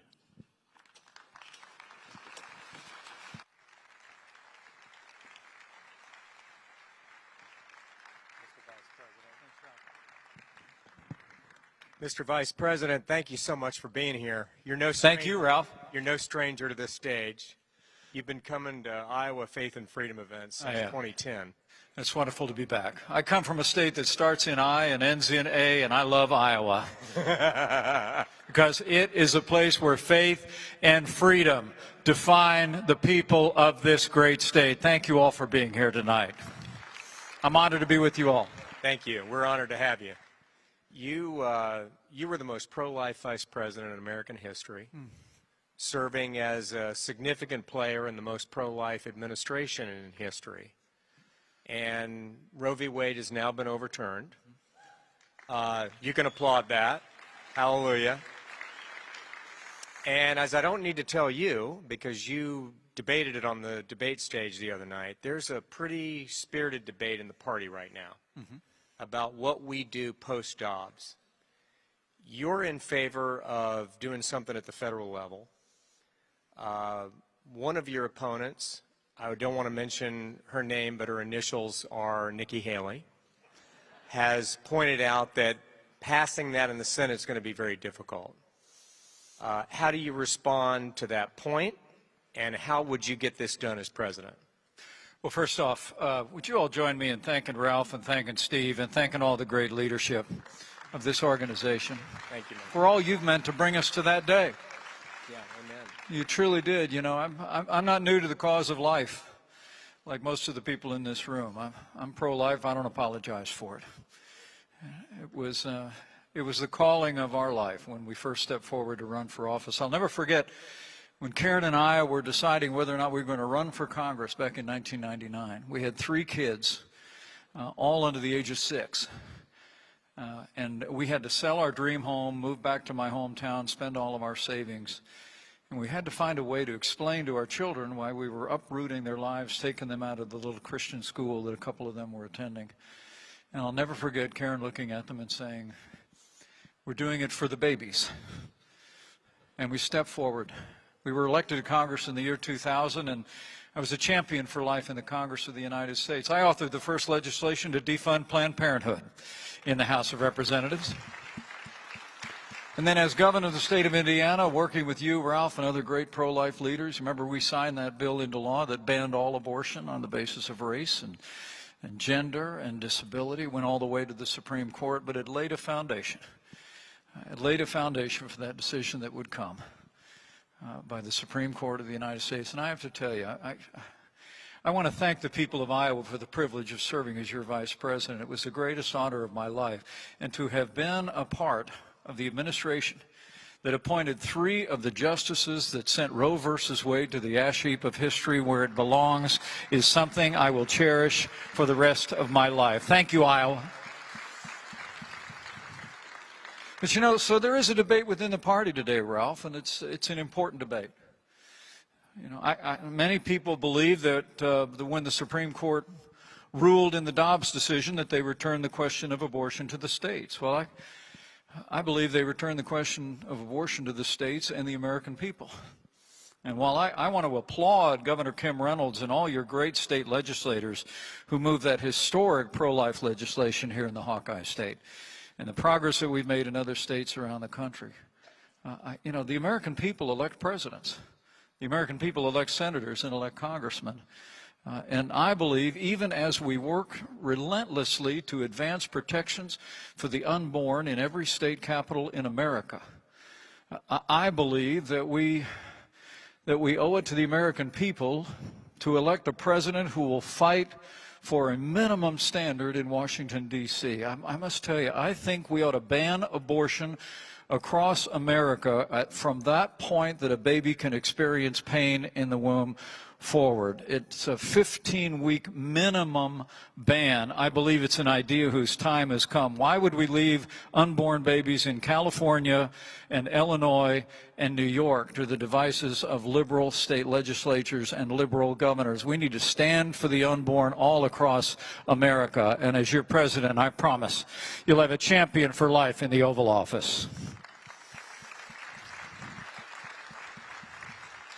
Mr. Vice President, you gave a speech in New Hampshire, I think, about a week ago, in which you said the Republican Party has reached a time for choosing and should reject what you called, and I quote, the siren song of populism unmoored from conservative principles. Mm-hmm. What is it about the current strain of populism in, let's call it the Republican Party, the conservative movement, that concerns you the most?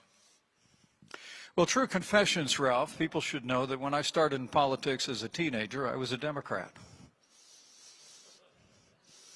I was the Youth Democrat Party coordinator in Bartholomew County, Indiana, the little small town, small county I grew up in. I was kind of a community organizer, if the truth be told.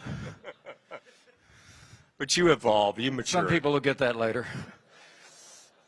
But no, I must tell you, when I started to hear the voice and the values and the ideals of the 40th President of the United States, I joined the Reagan Revolution and I never looked back. And what defined that was not invented by Ronald Reagan. I mean, Ronald Reagan was one of the first to say that, he said, people say I'm a great communicator. He said, but the truth is I communicated great things. And they didn't come from me, he said. They came from the heart of a great nation. I mean, a belief in a strong national defense, in American leadership in the world for freedom. A belief in limited government under the Constitution of the United States and fiscal responsibility. A commitment to the sanctity of life and traditional values. These proceed out of the heart of this nation, and Ronald Reagan simply gave unique voice to them. And I will say, not surprisingly, he grew up in the Midwest, moved to California, but goes on to the White House. But it was those heartland values that really connect us from Indiana to Iowa and all across the heartland that he gave voice to. And the reason why I said in New Hampshire just a few days ago that we've come to a Republican time for choosing is because there are many vying for your support in that January 15th caucus that are walking away from those very same timeless principles and ideals that have minted our party and defined our movement over the last 50 years. I mean, I must tell you that my former running mate and others who you'll even hear from tonight have walked away from American leadership in the world, have looked at war raging in Eastern Europe and said that in one case, one of my competitors said that we have no interest there at all. Well, I hold the view that America's the leader of the free world. We're the arsenal of democracy. As President Reagan said in that Reagan doctrine in 1985, here's our policy. If you're willing to fight the communists in your country with your soldiers, we'll give you the means to fight them there so we don't have to fight them. I think it's absolutely in the national interest of the United States of America to give the Ukrainian military what they need to defeat and repel the Russian invasion so Russia doesn't cross a border that we have to go fight them someday soon. I believe that's the way we prevent World War III. And on the fiscal responsibility and limited government, you know, Joe Biden's policy is insolvency. 70% of federal spending today is Social Security and Medicare. And now, what people won't tell you is that if we don't reform these programs, there's automatic cuts, about 24% automatic cuts coming in about 8 years. And the truth of the matter is these programs are driving a mountain range of debt on our children and our grandchildren. I just had 3 granddaughters in the last 3 years. I mean, what are the odds, Ralph, that after all the blessings in my life that I would also be grandfather to the 3 most beautiful granddaughters ever born in the history of the world? But I got to tell you, I look at little Etta Rose and Laney and Avery, and I just can't walk by on the other side of the road, folks, and say we're not going to reform these programs and save them from a mountain range of debt. But Joe Biden says we're not even going to talk about reforming these programs for younger Americans. And frankly, Donald Trump's position is identical to Joe Biden's. He won't even talk about those programs, and most of the candidates in this field are the same. I think the Republican Party is the party of fiscal responsibility and reform, and we owe it to the American people to lay a pathway back to a balanced federal budget. I believe it with all my heart. And on the right to life, we've already talked about it. I'm somebody that believes that the right to life has been the core of our movement over the last 50 years. We've achieved this incredible moment in the life of our movement, a new beginning for life for the American people. But my former running mate and other candidates in this field want to relegate that issue to the states only, but I won't have it. So I do think we've come to a Republican time for choosing whether we'll continue to offer the American people strong defense, bold leadership in the world, commitment to fiscal discipline and reform, unapologetic commitment to the right to life, or whether we'll follow the siren song of what's popular or populism to advance issues that are unmoored to conservative principles. You know, the truth is, Ralph, last thought is that there's already a party that believes in appeasement on the world stage. There's already a party that wants to ignore the debt crisis facing future generations. There's already a party that wants to marginalize the right to life. I think the Republican Party should be the conservative party for the United States of America and offer a vision to bring this country back based on our timeless principles. We've only got about a minute left, so I'm asking your answers to be just a little briefer so I can get to 2 topics. And they're tough, but I'd love to hear what you have to say. The first is, what's your plan to get this economy recovering again as president after the disaster of Bidenomics? Well, we're experiencing the worst inflation in 40 years under Joe Biden. I mean, now we've got a UAW strike beginning to unfurl out of Detroit because everywhere in this country, including in Detroit, wages haven't been keeping up with inflation. Their war on energy has caused gasoline prices to go up through the roof. I've got a plan at MikePence2024.com. You can go read it for how we tackle inflation, how we get the economy moving again, how we make the Trump-Pence tax cuts permanent, roll back regulation, and I promise you on day 1, I will end Joe Biden's war on energy, and we will unleash American energy once again. Okay, last question.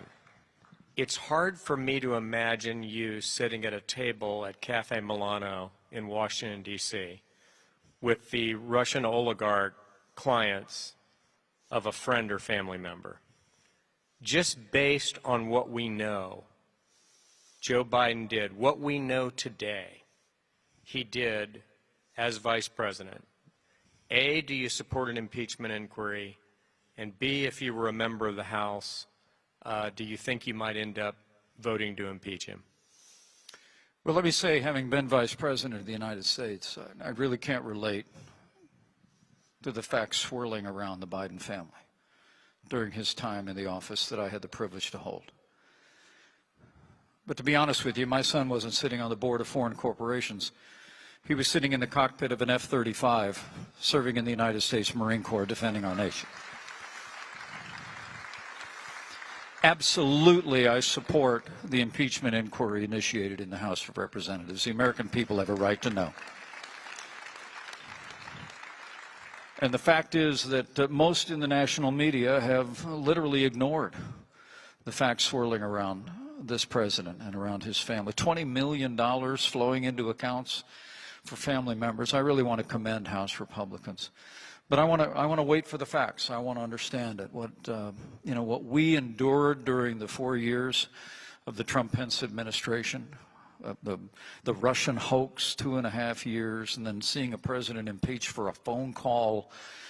I don't want to jump to conclusions about this, but I must tell you, where there's smoke, there's usually fire in Washington, D.C.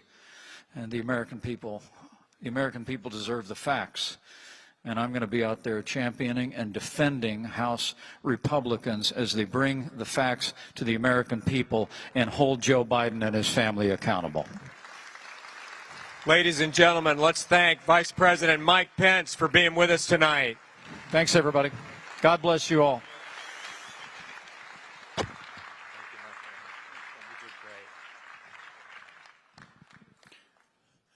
And now, ladies and gentlemen, Vivek Ramaswamy and his wife, Apoorva, will be interviewed by Attorney General Brenna Byrd.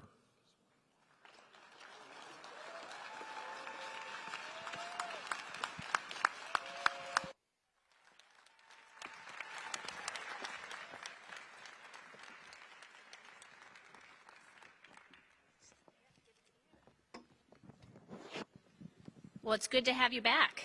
It's good to be back. Yeah. Absolutely. And it sounds like the family's all tucked into bed or They are. hopefully We were headed just that way. working on that before we got out here. The little guys are on their way to sleep, and it's good to be back. Well, sometimes that's easier said than done. But Yes, it is. Yes. You know well. I do. Well, let's just jump right into it because there's an issue we care a lot about that is the big one on the horizon. I'm talking about ESG here. Yes. Woke Wall Street. Tell us what you will do as president to stop ESG and just what of a threat that is to our country. Sure, and Brenna, I appreciate that question. This has been one of the areas where I've been most focused in my career in the last 3 years. Not just writing 2 books about it, but starting my most recent company, Strive, to stand up to the likes of BlackRock and State Street and Vanguard that have been pushing these ideologies. So here's the issue. Environmental, social, and governance factors. It sounds pretty good on paper. In practice, what does it mean? They're using our money, every one of our money, retirees, investors, etc., to vote in corporate America's boardrooms to tell them to adopt racial equity audits or climate emissions caps that most of us never supported or voted for, and most importantly, that do not advance our best financial interests. That is a breach of fiduciary duty. It makes our companies less successful. It constrains our economy. But perhaps most importantly of all, what they're really doing is using financial firms to do through the back door what government could not get done through the front door under the Constitution. That is a threat to religious liberty. It is a threat to liberty of every kind in this country. And I believe, Brenna, to be honest with you, some solutions have to be delivered through the market. So I actually started Strive in my capacity not as a politician or a presidential candidate, but as an entrepreneur. I've built multi-billion-dollar businesses. I said, this is our chance to create a competitor to the likes of BlackRock by instead offering options that tell companies not to focus on progressive politics, but to go back to focusing on products for customers and profits for shareholders without apologizing for it. That's what I did, and we've had immense success doing it, over $1 billion in assets under management within a year. But there is a role for the U.S. president to play as well. The Biden administration has changed the Department of Labor rules just in the last year to say that retirement fund managers no longer have to just maximize the value of your retirement account, but now have to look after climate change and other social agendas. So I will rescind those rules and restore the basic rules of the road in this country, make true capitalism what it was in the first place, the best known system to lift people up from poverty. I do think, Brenna, it will take a president who is not just reciting slogans we memorized in 1980 about big government, because this is about the hybrid of big government and big business and big banks, to together do what neither one could do alone. And I think that's one of the unique challenges we face today, and I think it will take a new generation that's actually knowledgeable about these challenges to address it. I think that's why it's such an important topic. And I applaud you for being among those attorneys general across this country at the state level who has actually been attuned to this, as many have been asleep at the switch. I want to congratulate you and a handful of other attorneys general that have actually properly focused on this issue. I'm proud of you for it, and we're grateful. Thank you, and thank you for your leadership on this issue, because you sounded the alarms before anybody saw this issue coming. So thank you for that. Thank you. I appreciate that. Now that you're running for president, a lot of people dig around and see things that you've written or said or what have you. So I want to give you a chance to talk a little bit about aid for Israel, because I know the news quoted you as saying that you thought we should cut aid for Israel, and then I heard something else as well. So tell us, where do you stand on U.S. government aid money for Israel? So one of the things I've learned in politics is that I expected them to distort the things you say. I didn't expect them to outright make it up, but now I've learned quickly. And so we'll be very clear about where we are. Our relationship with Israel will be stronger by the end of my first term than it ever has been, because we will treat it as a true friendship, not just a transactional tit-for-tat relationship.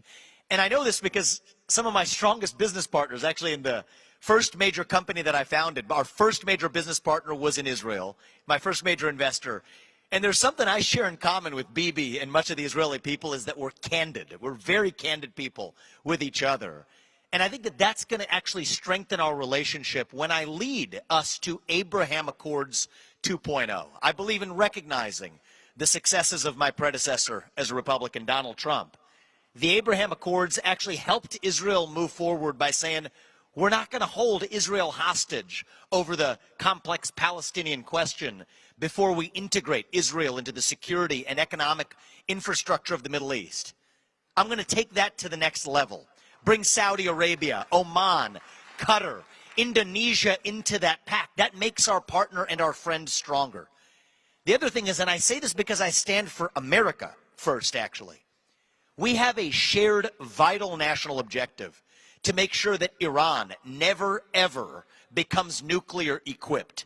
The missiles that Iran are working on, they don't need them to hit Israel. They need them to hit the United States. And so that's how we work with our friends. But the other thing I've said, and this, does not sound like a traditional politician, but I mean it. True friends learn from each other. I would love to learn from Israel, and I would love border policies like Israel's in this country. I would love tough on crime policies like Israel's in this country. A strong national identity that they have for their youth, I would love that in this country. Missile defense systems that we're lacking, we can learn from our friends in Israel too.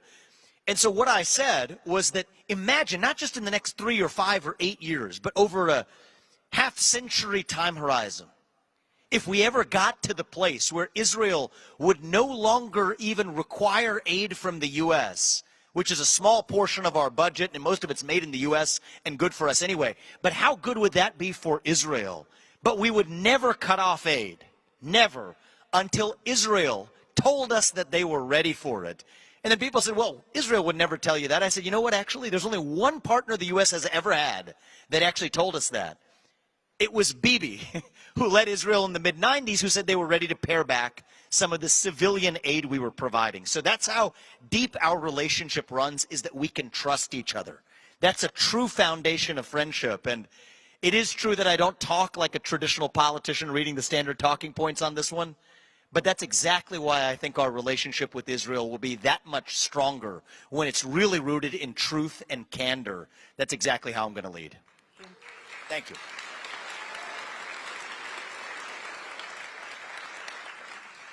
Well, as president, you will have the chance to nominate some judges, and that is so important that we have good judges who won't legislate from the bench. How will you choose the judges for our federal courts, including the Supreme Court? What will you be looking for? Well, I appreciate you asking that question, Brenna, because I am the only candidate in this cycle, and I hope that, and I expect the others will also do the same, hopefully soon. I've released a full list of potential Supreme Court nominees and federal appellate court nominees to be really clear about the kinds of judges we will be appointing. They have to share my originalist understanding of the Constitution, not making up the law as they go along. Interpret the Constitution as it actually exists. And one of the key areas of the litmus test that I use for every judge on that list was to make sure that they share my fundamental skepticism of the existence of the administrative state itself. There are 3 branches of government in the United States, not 4. Yet that is the unconstitutional 4th branch, the shadow government in the deep state of those 3-letter agencies that's actually spewing out the regulations that hamper our economy, the regulations that Congress never actually authorized, sucking the air and the lifeblood out of our constitutional republic. So anybody I put on that Supreme Court will share my view and conviction, as I believe 6 of the current justices actually do, that the U.S. president can shut down agencies like the FBI or the U.S. Department of Education that should not exist, that the U.S. president can lay off 75% of the federal bureaucrats staffing the federal workforce today, that the U.S. president can rescind a majority of the federal regulations and executive orders that were unconstitutional pursuant to the Supreme Court standard in West Virginia versus EPA, which came down right around the same time as the Dobbs decision. Every one of those justices we appoint will share that conviction in common. That's how we actually get our country back. And to tell you the truth, when we actually do shut down the administrative state, Brenna, as painful as it will be for me, I hope we are sued. I expect we will be to take it to the Supreme Court so that we can then codify that view of the Constitution into judicial precedent so that the next president that comes after me doesn't have his hands tied in the same way. That is how we drive change on the timescales of history, and that's why the court is so important. Thank you. So I want to give you a chance to clarify this one, because as a prosecutor, I just have to tell you, I do see a role for a good FBI, not what we have now in the Washington, D.C. office where they're political, but they serve an important role stopping the drug cartel and other important law enforcement functions. So do you mean that you would fully eliminate the FBI, or would you reform it? So I'm going to be very candid about this. I don't think reform of that agency is actually possible at this stage. It has 60 years of rot sitting under it. You cannot reform it. I think you have to shut it down. But this is more than a slogan to me. This is deeply practical. So actually on Wednesday, this last week, we actually laid out a clear plan, very practical plan with unprecedented detail at the America First Policy Institute in D.C., laying out how we would do it, the legal authority for doing it, the fact that there are redundant agencies. 20,000 of those bureaucrats work in the back office of the J. Edgar Hoover building at the FBI in Washington, D.C. They're going to have to go home and find honest work in the private sector. 15,000 of them are agents on the front lines, and I'm very practical about this. They're doing good work. But we will move them to the U.S. Marshals, which has been much more effective at fighting child trafficking. Move them to the DEA to fight the fentanyl epidemic across this country. Move them to the Financial Crimes Network at the U.S. Treasury, where they have much more specialization than they do today. So this is at once a way of fighting corruption in the FBI, saving taxpayer money, but also even being more effective at enforcing the very laws that we have on the books. That's why we have to put the executive power back in the duly elected representative of the executive government rather than the unelected bureaucrats. That's how I will govern. Thank you.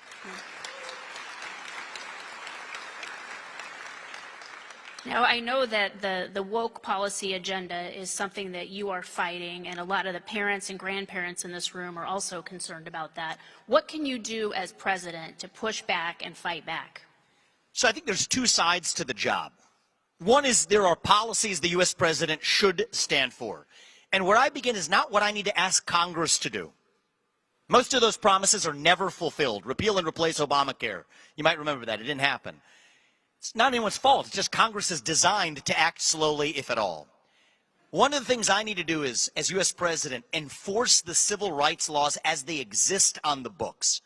I wrote a book about this. I think that modern wokeness reflects a sort of religion in this country, actually.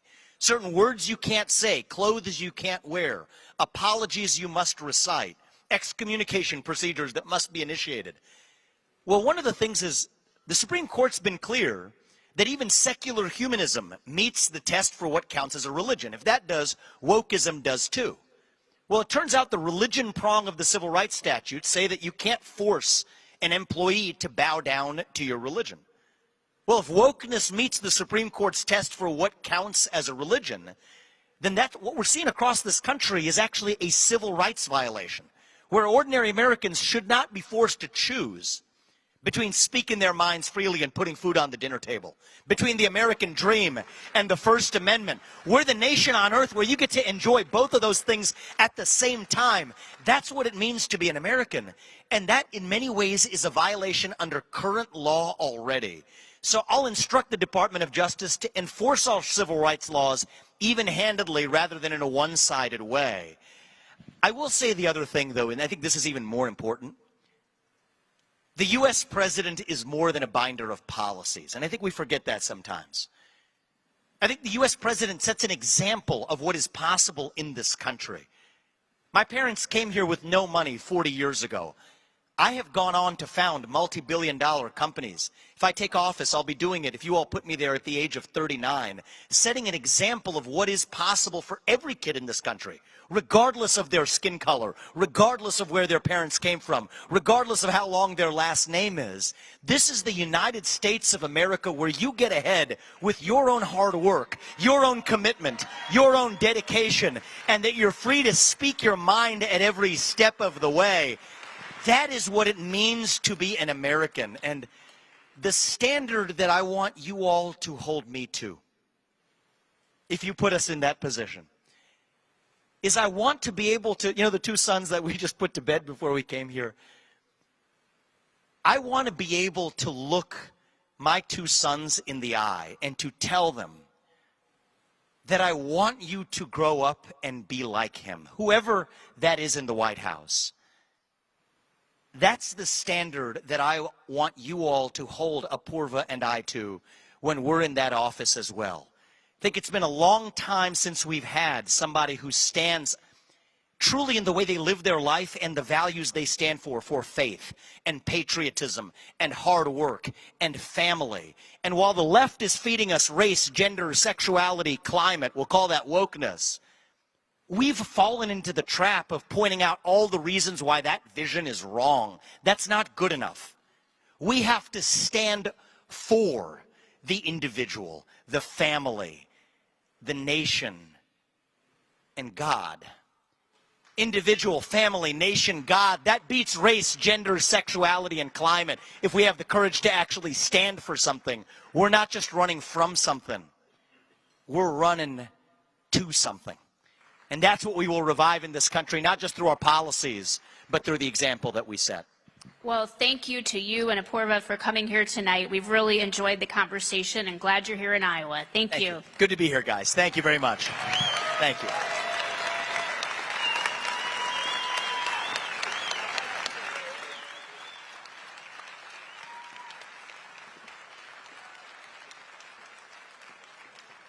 And now, friends, Ambassador Nikki Haley will be interviewed by Ralph Reed.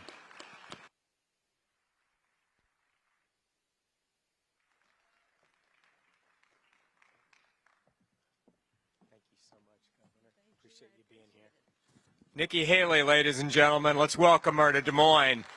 Hello. We're so glad to have you back at Faith and Freedom. You've been a great friend of this organization, and I want to start with a personal question because I read your book and I was deeply touched by it. And in June of 2015, a crazed, murderous white supremacist walked into an African-American church in Charleston, South Carolina, sat down in a Bible study, and I think after about 20 minutes, opened fire and killed 9 people in cold blood, including, I believe, a state senator who was a friend of yours, who I think you had served with. And after that, you made a very courageous decision to move the Confederate flag that had flown over the state capitol for over a century, 150 years, whatever it was, and move it to elsewhere on the Capitol. You talk about the trauma that you experienced, that the state experienced. I'd like for you to talk about how your Christian faith sustained you during that period and how that experience shaped you as a woman and as a leader. That was truly one of the toughest moments I've had in my life. You know, here, like Ralph said, you know, we had 12 people do what so many people do in South Carolina on a Wednesday night. They went to Bible study. But on that night, someone else showed up. He didn't look like them. He didn't act like them. They didn't throw him out. They didn't call the cops. Instead, they pulled up a chair and prayed with him for an hour. And when they bowed their heads in that last prayer, he began to shoot. These were people like Ethel Lance. She had lost her daughter 2 years prior to breast cancer, and she had a broken heart. But she would go around Mother Emanuel Church singing, "One day at a time, sweet Jesus, that's all I ask of you. Give me the strength every day to do what I have to do." It was people like Tywanza Sanders.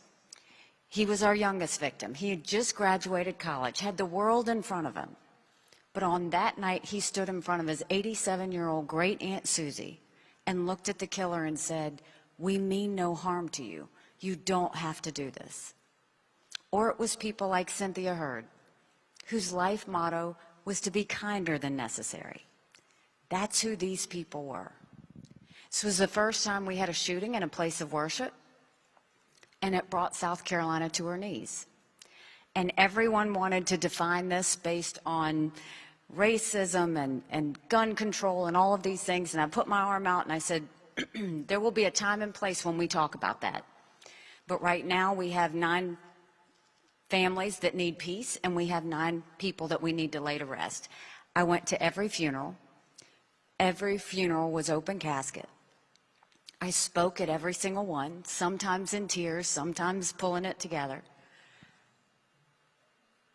And for me, what was the most important was I just wanted to protect South Carolinians.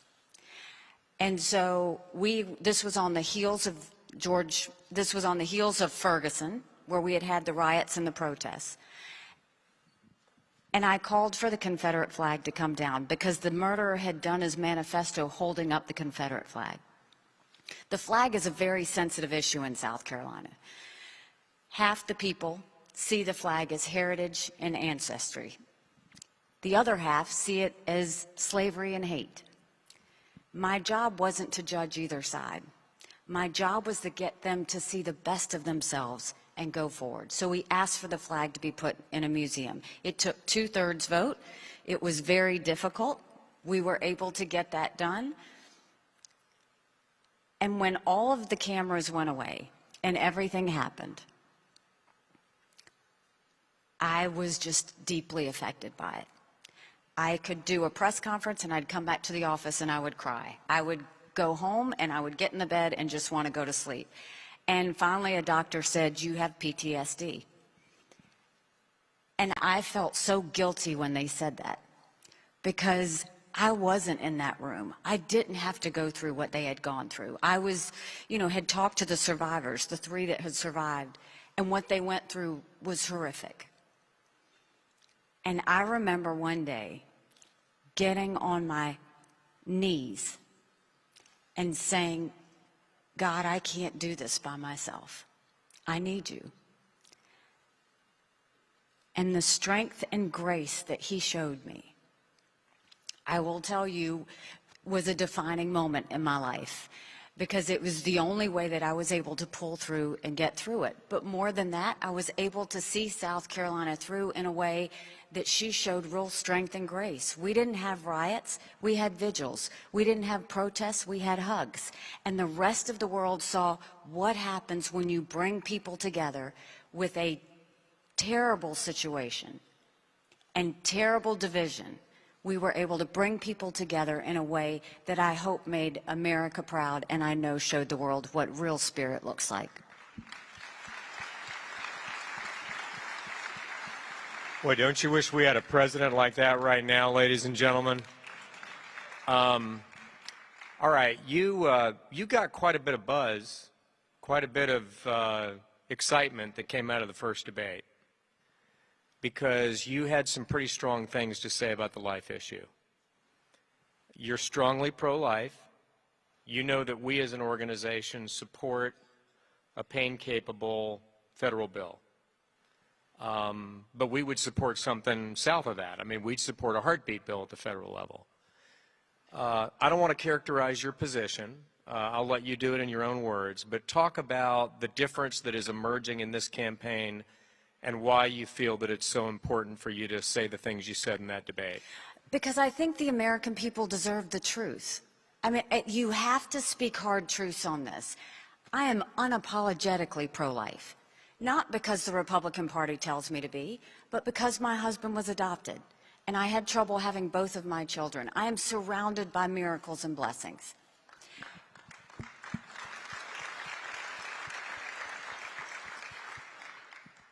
This issue is personal for every woman and every man, and we need to treat it that way. I don't judge anyone for being pro-choice any more than I want them to judge me for being pro-life.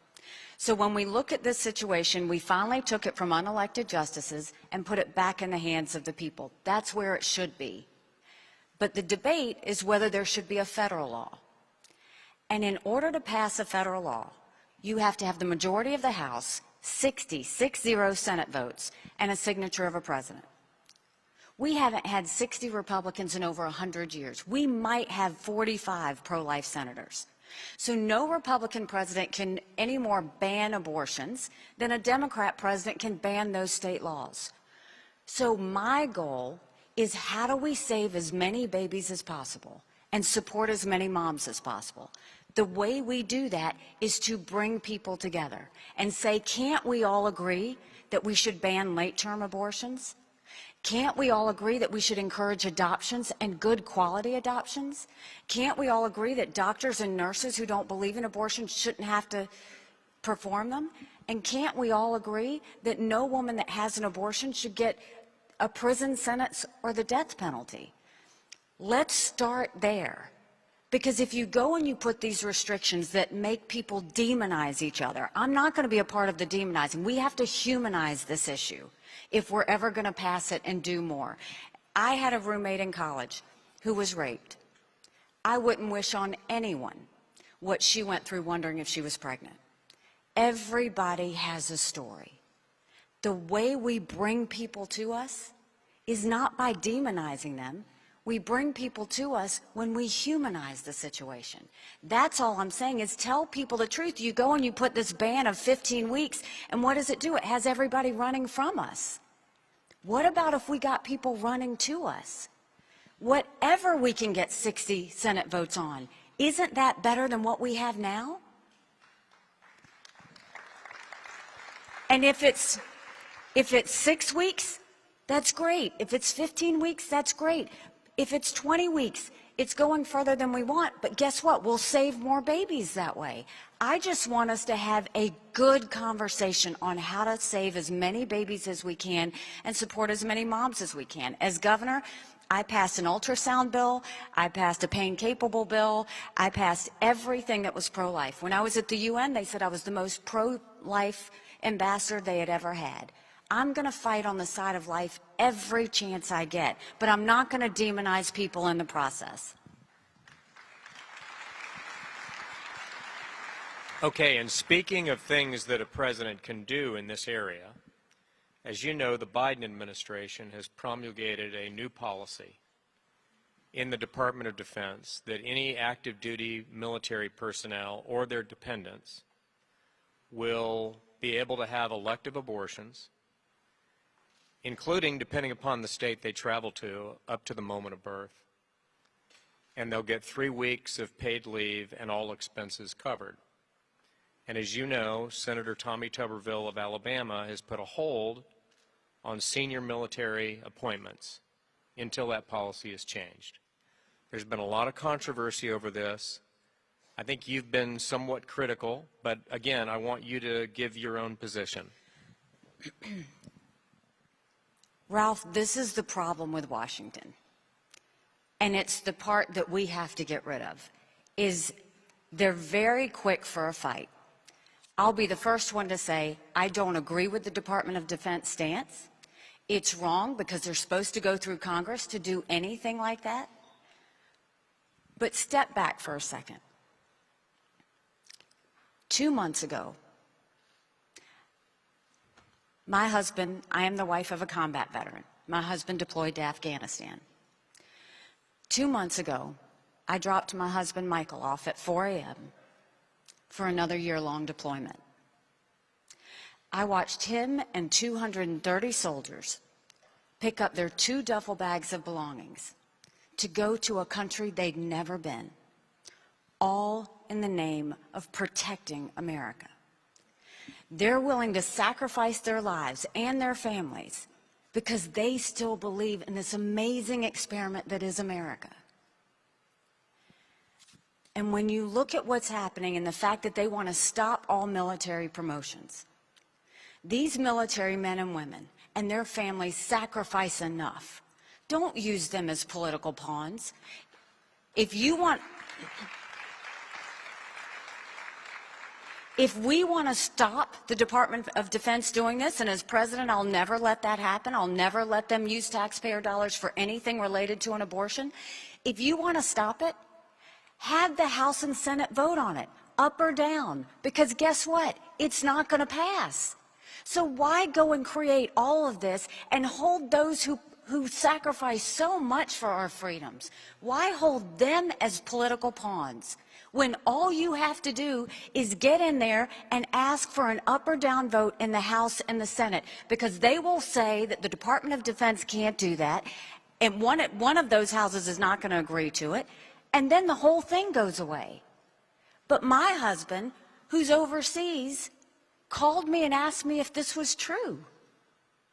Said that the military members on his base are talking about the fact that this is happening. And then you want to know, or you ask why 25% of the recruitment in our military is, while we're down 25%?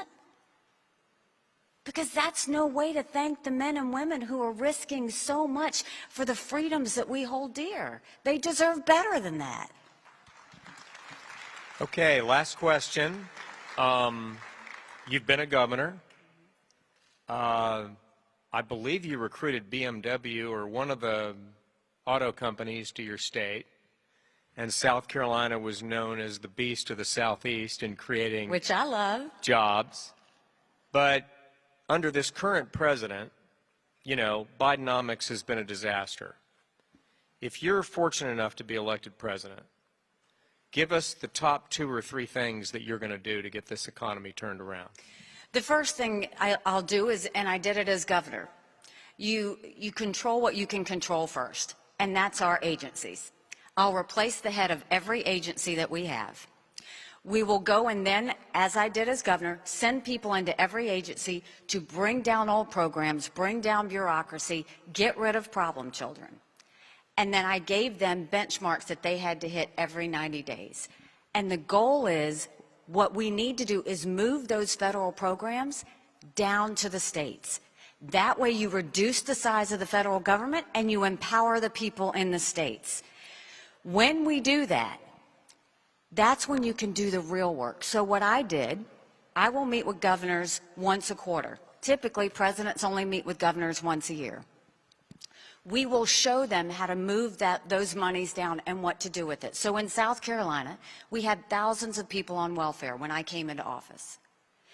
We went to our businesses who needed workers, And I said, if you will take this person and train them, I will pay for them for X number of weeks, as opposed to having them sit on the couch. And at the end of that, you decide whether you want to hire them. We moved 35,000 people from welfare to work by doing that. Just imagine if we did that all over the country. I'll give you another example. In our prison systems, I wanted to know how they got there, what we did with them when they were in prison, and what happened when they left. I went into the prisons myself. I talked to the inmates, the men, the women, high security and low security, and found out. We changed it up. We put in family planning. We put in faith-based programs if they wanted it. We made sure we taught them computer skills. We taught them how to write a resume, but we put equipment behind the fence and we taught them a skill. Now in South Carolina, when someone leaves the fence, they have a job to go to the next day. We have the lowest recidivism rate in the country. Ralph, when we focus on lifting up the least of these, when we focus on connecting the dots to help people get to a better place, that's when magic happens. That's when we're truly doing God's work. That's when we're really starting to move the ball. So the first thing we do is we move the federal government down to the states. The second thing we do is we bring law and order back to our country on our streets and at the border. We make sure there's complete transparency in the classroom. No parent should ever wonder what's being said or taught to their child in the classroom. And then we make sure that our national security is in check and America's strong and proud again. We can do this. But in order to do this, we've got to have a lot of courage. And that means we have to acknowledge the fact that we need term limits in Washington, D.C. It's high time that we do that. And we need to acknowledge the fact that Congress has now become the most privileged nursing home in the country. We need to have mental competency tests for anyone over the age of 75. And Could we move it down a little further for Adam Schiff? I don't mind if we do it 50 and up. And that's not me being disrespectful. These are people making decisions on our national security. These are people making decisions on our economy and the future of our children. We need to know they're at the top of their game. But it's not going to happen if we have these power fiefdoms and they just don't know when to leave. And so, look, we turned South Carolina upside down for the better and made her strong and proud. She was named the friendliest state in the country, the most patriotic state in the country, and the #2 state in the country people were moving to. On top of the beast of the Southeast, we build planes, tires, and cars.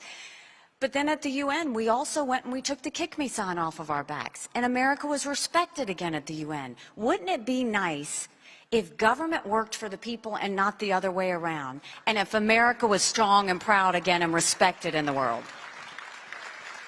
Ladies and gentlemen, let's thank Governor Nikki Haley for being with us tonight. Thank you very much. God bless you.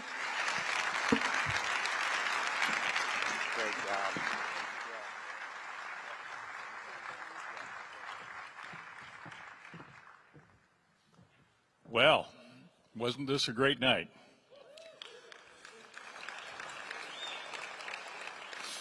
Thank you very much for being here.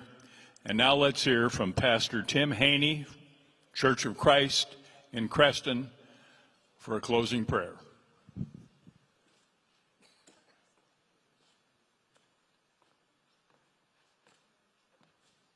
you. Let us pray. Father, we're here tonight because our nation is at a crossroads. And Father, all of us want to do the right thing, and we ask for your guidance. We have men and women who would like to lead us, who profess faith in you. I pray that you would lead us to make wise decisions for our future. But Father, help us to start by showing reverence to you as Jesus taught us in the model prayer. Your name is reverend, your name is holy. It is sacred. Help us to put you in that place in our lives. And I pray, Father, that you would bless your church. I am convinced that the future of this nation rests with the church. Help us to remember the promise that you gave us to Israel in 2 Chronicles 7:14, where you said, if my people who are called by my name will humble themselves and pray and seek my face and turn from their wicked ways, then I will hear from heaven. I will forgive their sin. I will heal their land. Father, please deliver us from the evil one. I pray that your will be done. In Jesus' name, amen.